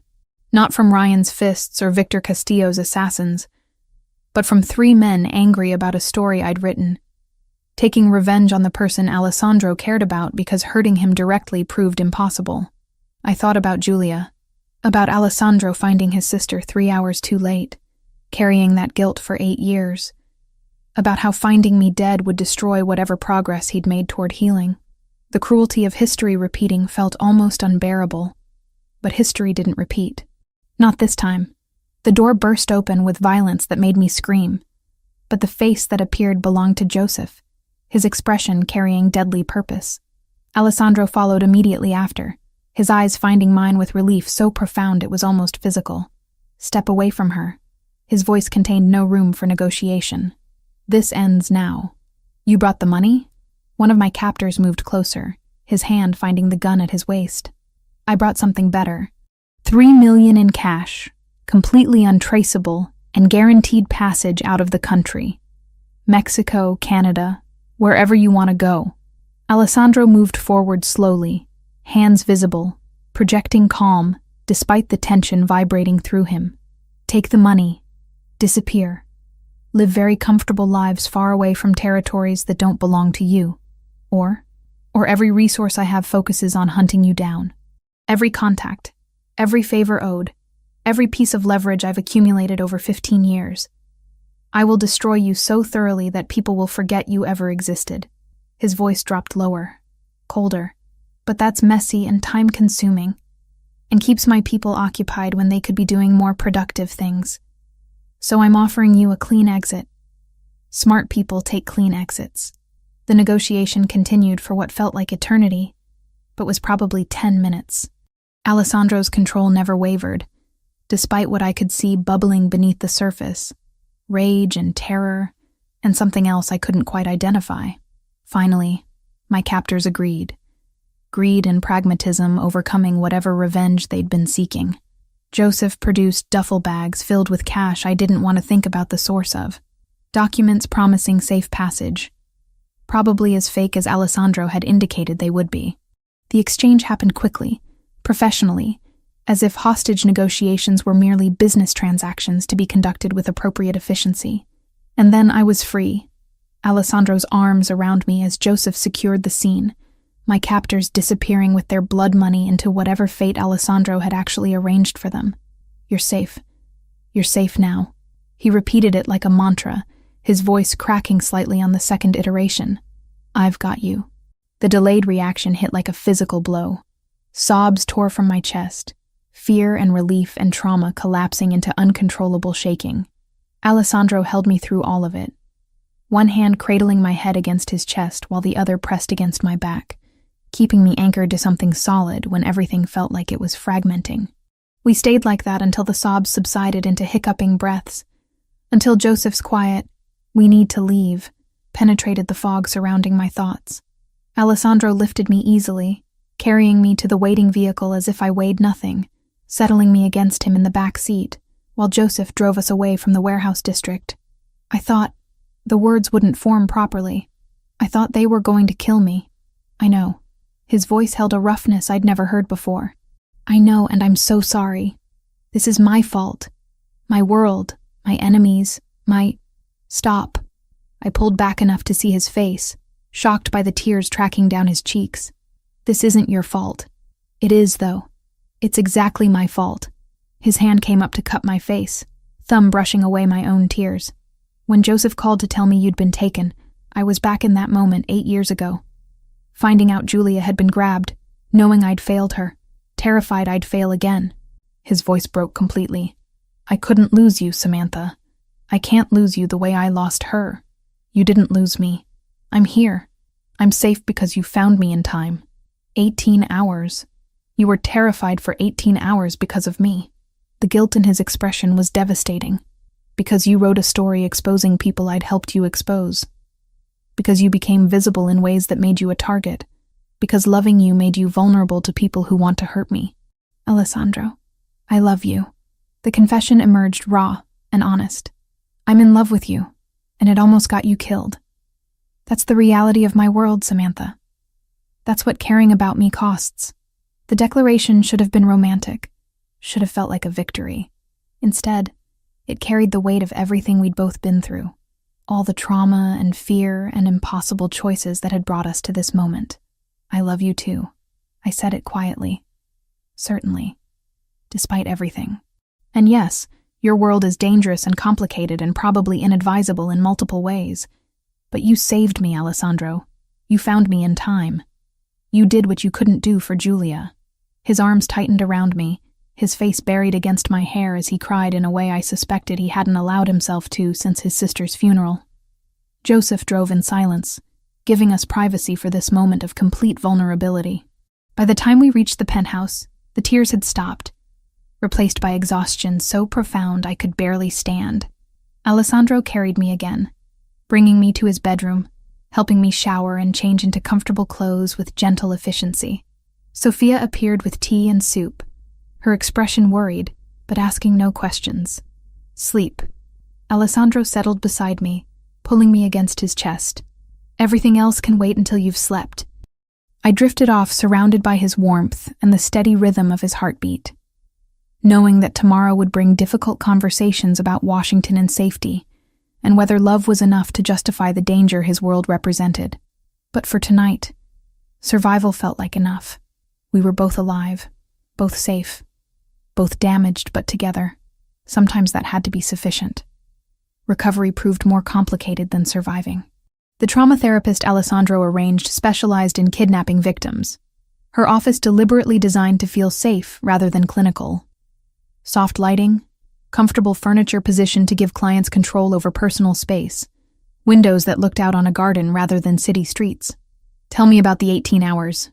Dr. Rebecca Hale sat across from me during our first session, her voice gentle but direct. Not the facts, but what you felt, what you experienced internally. I'd tried describing it. The suffocating helplessness of being completely powerless. The way time stretched and compressed simultaneously, minutes feeling like hours while hours vanished into terrified haze. The certainty that I would die, that Alessandro would find me too late, that history would repeat itself in the cruelest possible way.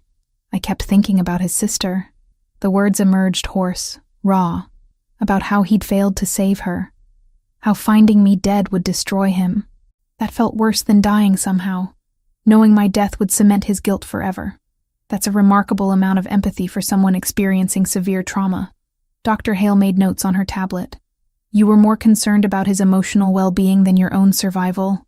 Both. I was terrified for myself, but also terrified of what it would do to him if they killed me.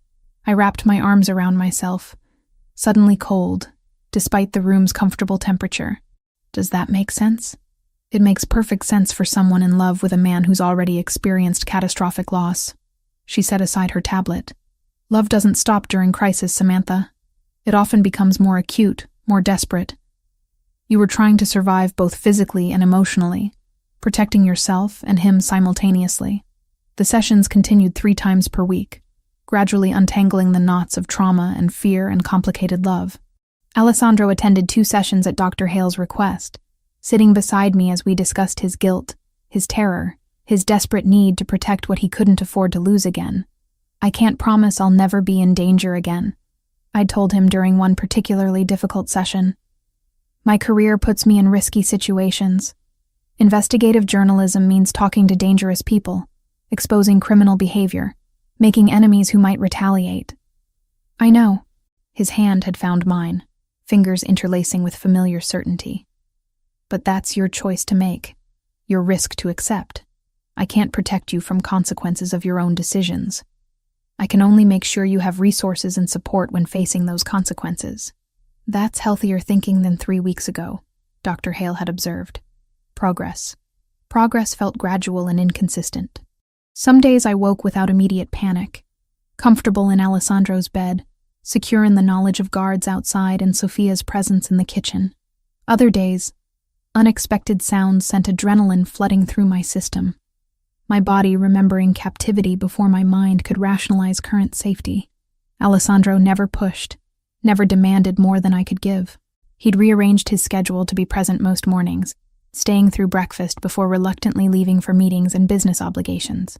Sophia became a constant comforting presence, preparing meals I actually ate, talking about anything except kidnapping and cartels and fear.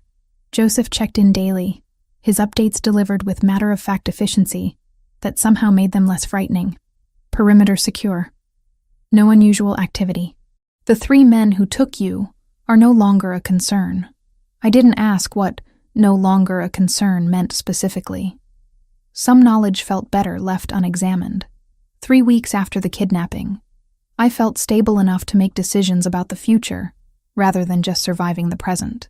The Washington Chronicle had been patient, extending their offer despite my inability to commit immediately.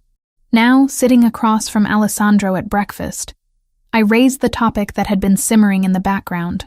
I want to take the position in D.C. I said it simply, watching his face for reaction. I know it complicates things between us, but this is the opportunity I've been working toward my entire career. I can't let fear make me turn it down. I never expected you to turn it down. He set down his coffee, giving me his full attention. I told you before, I won't be the reason you limit your potential. We'll make it work. How? You're based here. Your business, your operations, everything is in New York.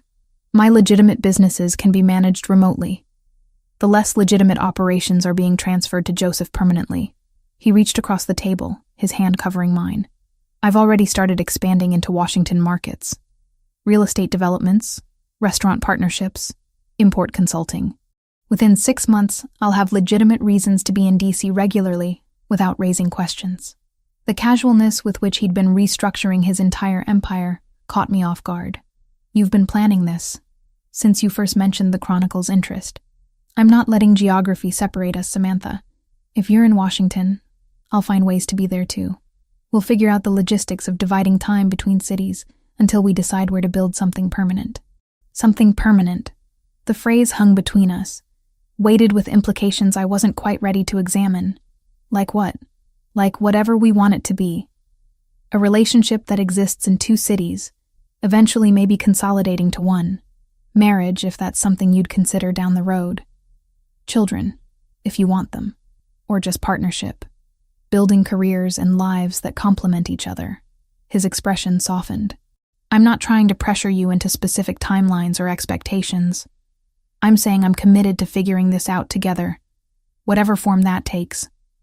The conversation continued through breakfast and into the morning, discussing practicalities and timelines and security arrangements. Alessandro insisted on establishing a protection detail in D.C., a team led by Joseph's cousin who ran operations on the East Coast. I resisted initially, still bristling at the idea of constant surveillance, but the memory of that warehouse eventually convinced me that reasonable precautions weren't the same as suffocating control. They'll be discreet, Alessandro promised. You won't know they're there most of the time, but if something happens, if you need help, they'll respond immediately. Fine. But I get to meet them first, approve the arrangements. No strangers shadowing me without my knowledge. Agreed. His relief was palpable. Thank you for accepting this. I know it grates against your independence. Independence doesn't mean stupidity. I know I'm safer with protection than without it. I stood, moving to look out the window at the city sprawling below. But Alessandro, we need to talk about Ryan. What about him? You've been vague about his situation. I know there's a permanent restraining order, but that didn't stop his investigator from finding me before. What's actually keeping him away now?" Alessandro was quiet for a moment, then joined me at the window. "Ryan's life is falling apart in ways that have nothing to do with me directly. The obsession with finding you consumed him, made him neglect his actual career. He started making mistakes at work, cutting corners on compliance, falsifying reports to cover up errors. And you're telling me this happened naturally? Without any encouragement? The fraud was entirely his doing. The pressure that led to the fraud, that was partially environmental." Alessandro's voice remained neutral. "When someone is stressed, distracted by personal obsessions, they make poor professional decisions. I may have ensured certain business deals he was managing faced unusual scrutiny, creating situations where his attention to detail became critical. So you set him up to fail. I created circumstances where his existing flaws became visible. The fraud itself, the falsified documents, the embezzlement from client accounts, that was all Ryan's choice." He turned to face me directly. "My lawyers collected evidence and provided it to appropriate authorities. The district attorney's office issued an indictment last week. Ryan is facing multiple felony charges that will likely result in significant prison time. The information should have brought satisfaction. Instead, I felt only tired resignation. So he's going to jail. Eventually, yes. His lawyers are negotiating a plea agreement, trying to minimize the sentence. Best case for him is probably 3 to 5 years. Worst case is closer to 15. Alessandro's hand found the small of my back, his touch grounding. "He won't be able to hurt you again, Samantha. The restraining order is permanent, and even after serving time, he'll be under supervision that prevents contact. Did you arrange the cartel faction's elimination the same way? Creating circumstances, providing information, ensuring specific outcomes?" His silence was answer enough. "I need you to tell me the truth." I turned to face him fully. "What happened to the men who kidnapped me? I paid them $3 million in marked bills. Every note was traceable through serial numbers Joseph had cataloged before the exchange." His voice remained steady, matter of fact. "They took the money and fled to Mexico as agreed. Once they crossed the border, I contacted an organization that owed me favors, provided their location, their vehicle description, everything needed to intercept them. And then those men ceased to be a problem for anyone. The Brazilian organization I contracted handled it with efficiency I've come to expect from professionals." He watched my face carefully, gauging my reaction. "I promised you I'd handle them. I did. Not personally, not with my own hands, but through channels that achieved the same result. I should have been horrified. Should have recognized this as exactly the kind of calculated violence that made Alessandro's world incompatible with mine. Instead, I felt only a cold pragmatism I hadn't known I possessed. They would have killed me if you'd paid them and let them go free. Probably, eventually. Or sold information about you to others who might want leverage against me." His hand cupped my face, thumb tracing my cheekbone. "I won't apologize for eliminating threats to your safety, Samantha. I won't pretend to be civilized when it comes to protecting people I love. I'm not asking you to apologize. I'm asking you to be honest about what protection means in your world." I leaned into his touch, accepting the comfort despite its complicated source. "And I'm telling you that I understand. That I'm choosing you anyway, knowing what that choice means. Even knowing I arranged for 3 men to die, even knowing that, the certainty in my voice surprised me. They kidnapped me, terrorized me, would have killed me without hesitation. I'm supposed to feel guilty that they're dead? I don't. I feel relieved." Alessandro pulled me close, his arms wrapping around me with careful strength. "You're more pragmatic than I gave you credit for. I've learned from experience. Sometimes survival requires compromising ideals for reality." I pressed my face against his chest, listening to his heartbeat. "But I need you to promise me something. Anything. No more secrets about my safety. If there are threats, if you're taking action, I want to know. Not after the fact. Not when it's convenient. I want to be informed and included in decisions about my own security." Done. The agreement came without hesitation. Full transparency about threats and responses. You have my word. We stood like that for several minutes, finding comfort in proximity and shared understanding. Eventually, Sophia appeared with fresh coffee and a gentle reminder that I had a call scheduled with the Washington Chronicle to finalize details of my new position. The conversation with my new editor lasted an hour, discussing start dates and assignments and expectations. They wanted me in D.C. within 3 weeks, enough time to find housing and relocate. The salary they offered was substantial, nearly double what I'd been making at the Metropolitan Daily. The resources at my disposal for investigations would be equally impressive. "This is happening," I told Alessandro after ending the call. "I'm really doing this. You're really doing this." His pride was evident. "When do you want to start looking at apartments? Next week, maybe? Give me time to finish recovery sessions with Dr. Hale, pack up my things from storage." I pulled up real estate listings on my laptop. The Chronicle offered relocation assistance, but most of what I'm seeing is either tiny or prohibitively expensive. "Let me help with that." He moved behind me, looking over my shoulder at listings. "Not pay for it," he added quickly before I could protest. "But I have contacts in DC real estate, people who can find properties that don't make it to public listings. Better deals, better locations, better security, as long as we're clear that I'm paying my own rent." "Absolutely. Though I reserve the right to occasionally stay over when business brings me to Washington. I think that can be arranged." I leaned back against him, feeling pieces of a life clicking into place. This is really going to work, isn't it?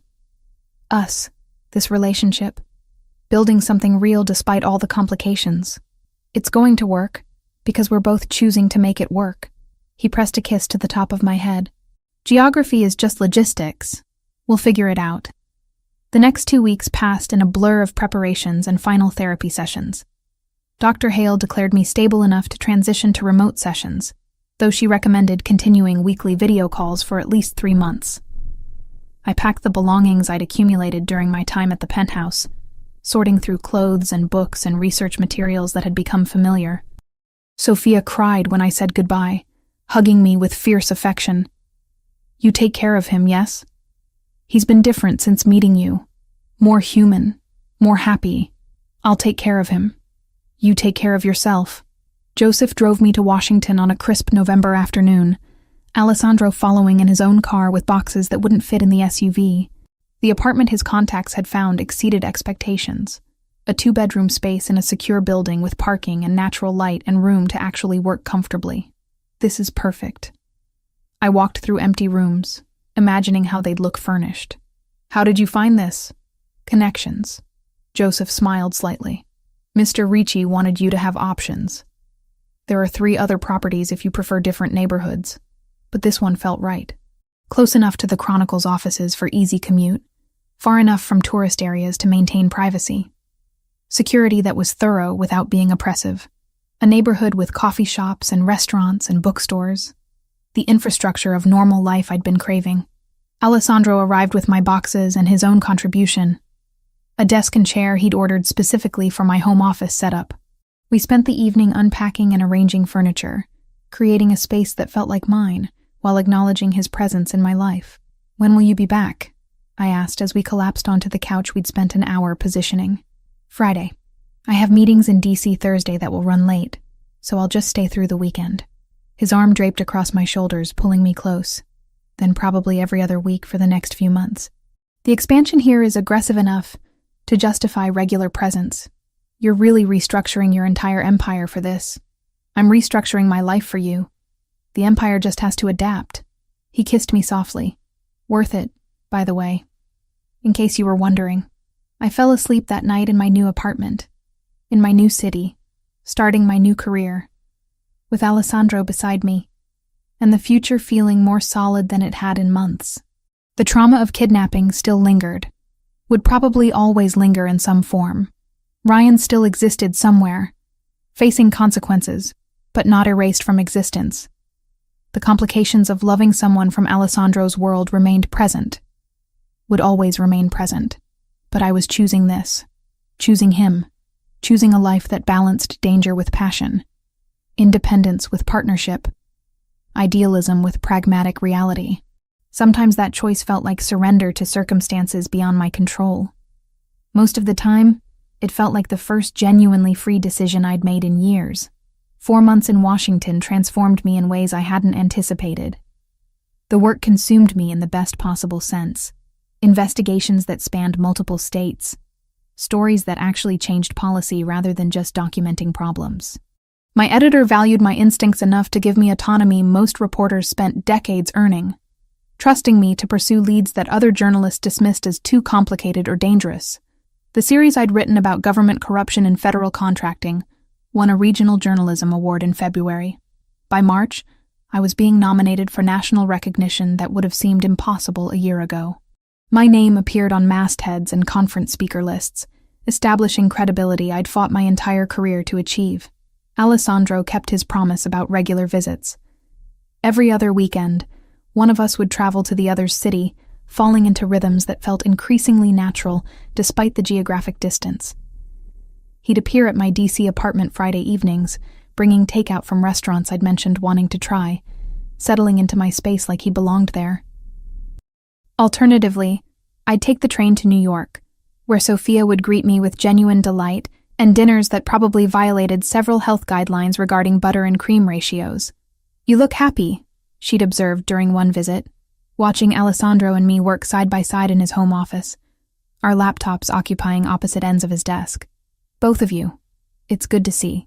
The transition in Alessandro's business operations progressed faster than he'd initially projected. Joseph had proven more than capable of managing the complex networks Alessandro had spent years building, handling situations with efficiency that freed Alessandro to focus on legitimate enterprises. By late March, Alessandro's involvement in anything remotely illegal had reduced to occasional consultation, advice given to Joseph, who then made independent decisions about implementation. "It's strange," he'd admitted one night in DC, lying in my bed with city lights painting patterns across the ceiling. 15 years building an empire through strategic violence and careful control. And now I'm just another businessman managing real estate portfolios and restaurant partnerships. "Do you miss it?" I'd traced idle patterns across his chest, my head pillowed on his shoulder. "Sometimes I miss the certainty, the clear rules about power and consequences. But mostly I feel relieved." His arm had tightened around me. "I spent years being the person my father trained me to be, the person circumstances demanded. Now I get to choose who I want to become instead. That's worth more than any empire." Joseph became a constant in both our lives, managing security for Alessandro's operations while ensuring my safety remained prioritized. His cousin Marcus led my DC protection detail, a team so discreet I sometimes forgot they existed until situations arose requiring their presence. They'd intervened twice when sources for investigations turned hostile, their efficiency reminding me that my safety still required constant vigilance. "Marcus called this morning," Joseph had told Alessandro during one of my New York visits. "2 attempts to breach the perimeter at Miss Collins's building last week, both handled quietly, neither requiring escalation." "Attempts by whom?" I'd asked, immediately alert. "Competitors trying to intimidate you away from the defense contractor investigation." Marcus made it clear that approach wouldn't be productive. Joseph's expression had remained professionally neutral. "They've ceased contact."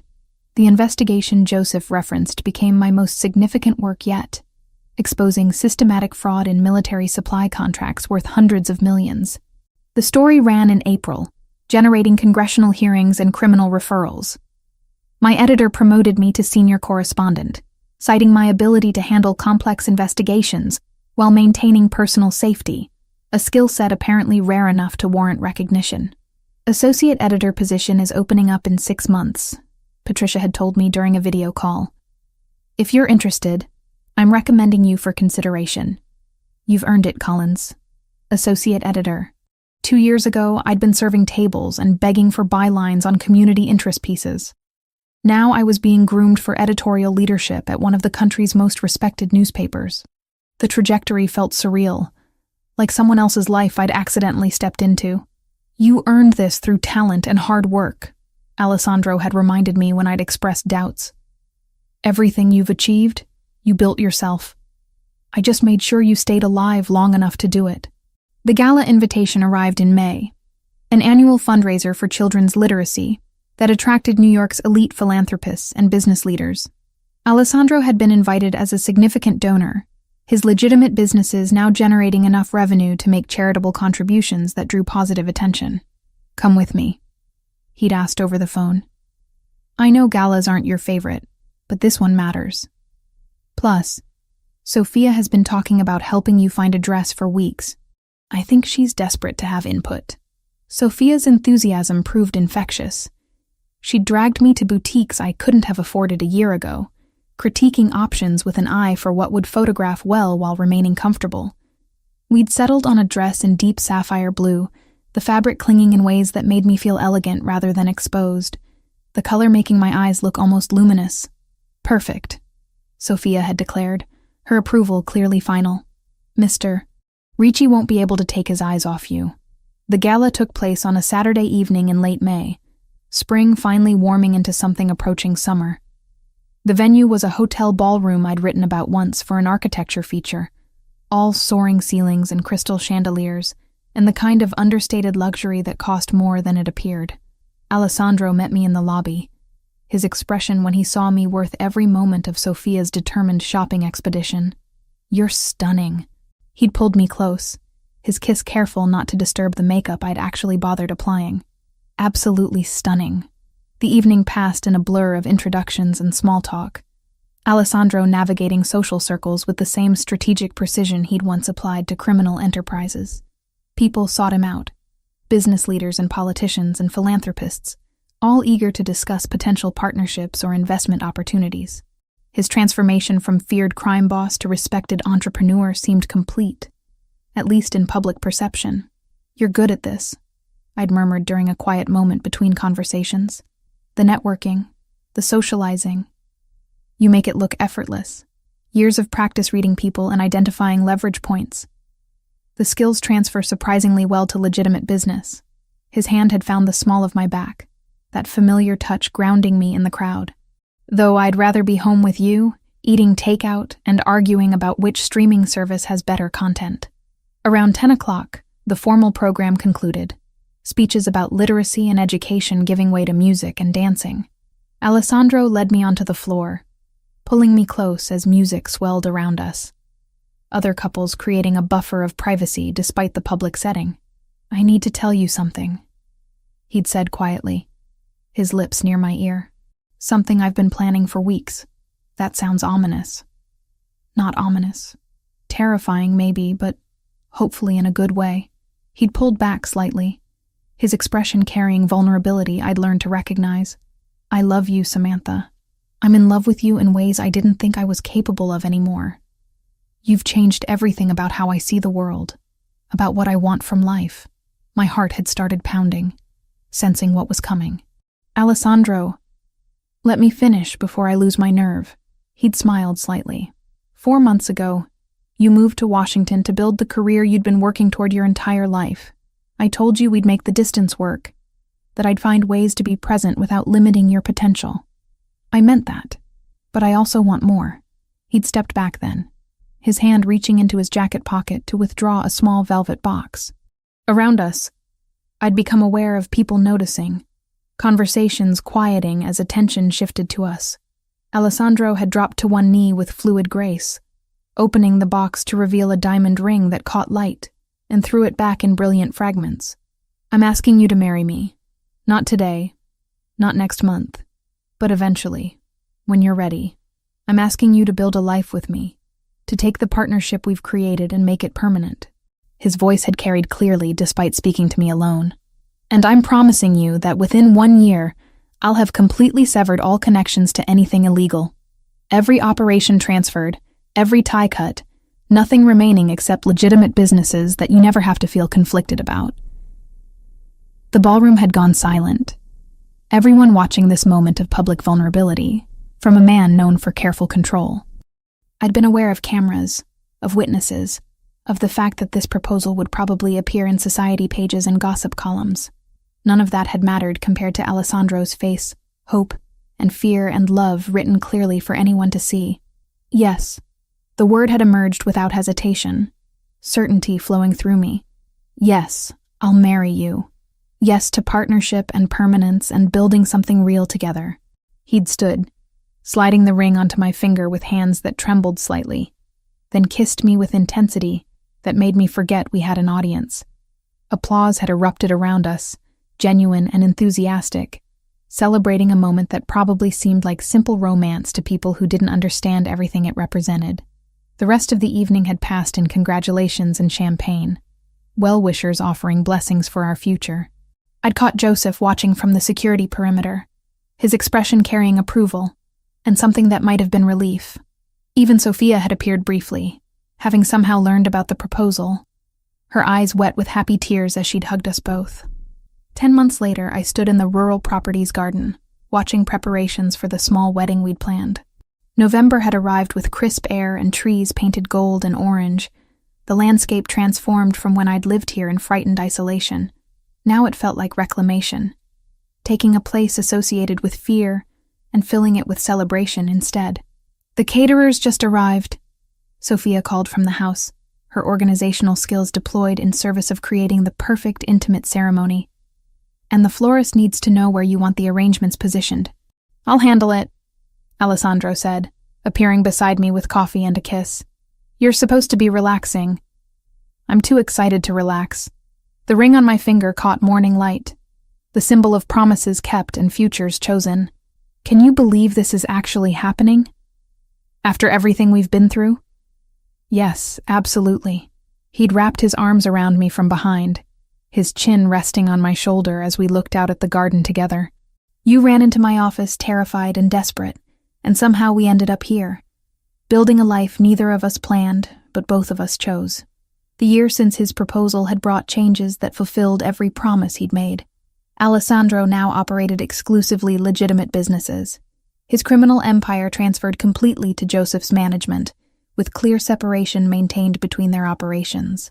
Auditors had verified the legitimacy of Alessandro's current enterprises, his taxes paid properly, his business practices scrutinized and approved by authorities who'd once considered him a target for investigation. My own career had continued its upward trajectory. The associate editor position had materialized as promised, my promotion announced in August, with responsibilities that included mentoring junior reporters and shaping investigative coverage. The work satisfied me in ways I'd never quite achieved as a solo journalist, combining my instincts for stories with opportunities to help others develop their own capabilities. Ryan existed somewhere in the federal prison system, serving a 5-year sentence for fraud and stalking-related charges. His lawyers had negotiated the plea agreement Alessandro's team had structured, accepting consequences that effectively ended his previous life. I rarely thought about him anymore. That chapter closed so thoroughly it felt like it belonged to someone else's history. The cartel faction that had kidnapped me had been handled exactly as Alessandro promised, eliminated by Brazilian organizations he'd contracted for that specific purpose. Victor Castillo himself had fled North America entirely after the FBI raids, his operations dismantled beyond any possibility of reconstruction. The territories he'd fought for had been absorbed by other organizations or legitimized through law enforcement intervention. The power vacuum filled without Alessandro's direct involvement. 20 guests, I said, reviewing the final count. That's all we need. People who matter, people who know the real story. Sophia insisted on cooking despite my offers to hire professional caterers. Something about wanting to feed people who are family. Alessandro smiled against my hair. "Joseph is serving as best man, as planned. Your editor is flying in from DC. Everyone who helped us survive is here to celebrate what we built from that survival." The ceremony took place in late afternoon. Golden light painting the garden as we exchanged vows I'd written myself, promising partnership and honesty and love that acknowledged complicated pasts while choosing better futures. Alessandro had cried during his vows, tears streaming unchecked as he'd promised to honor my independence while offering unwavering support, to protect without controlling, to love without consuming. Joseph had stood beside Alessandro with obvious pride. This man who'd been loyal through criminal enterprises now witnessing his boss become something healthier.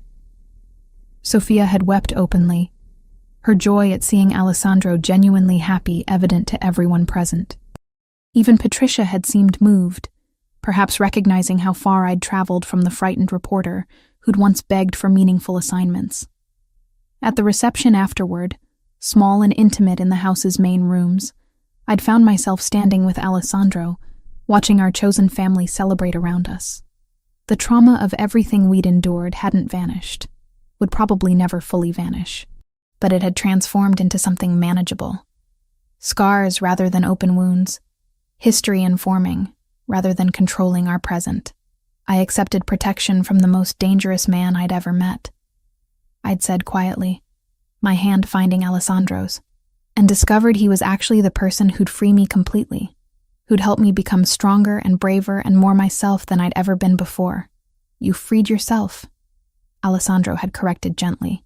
You made choices that required more courage than most people possess.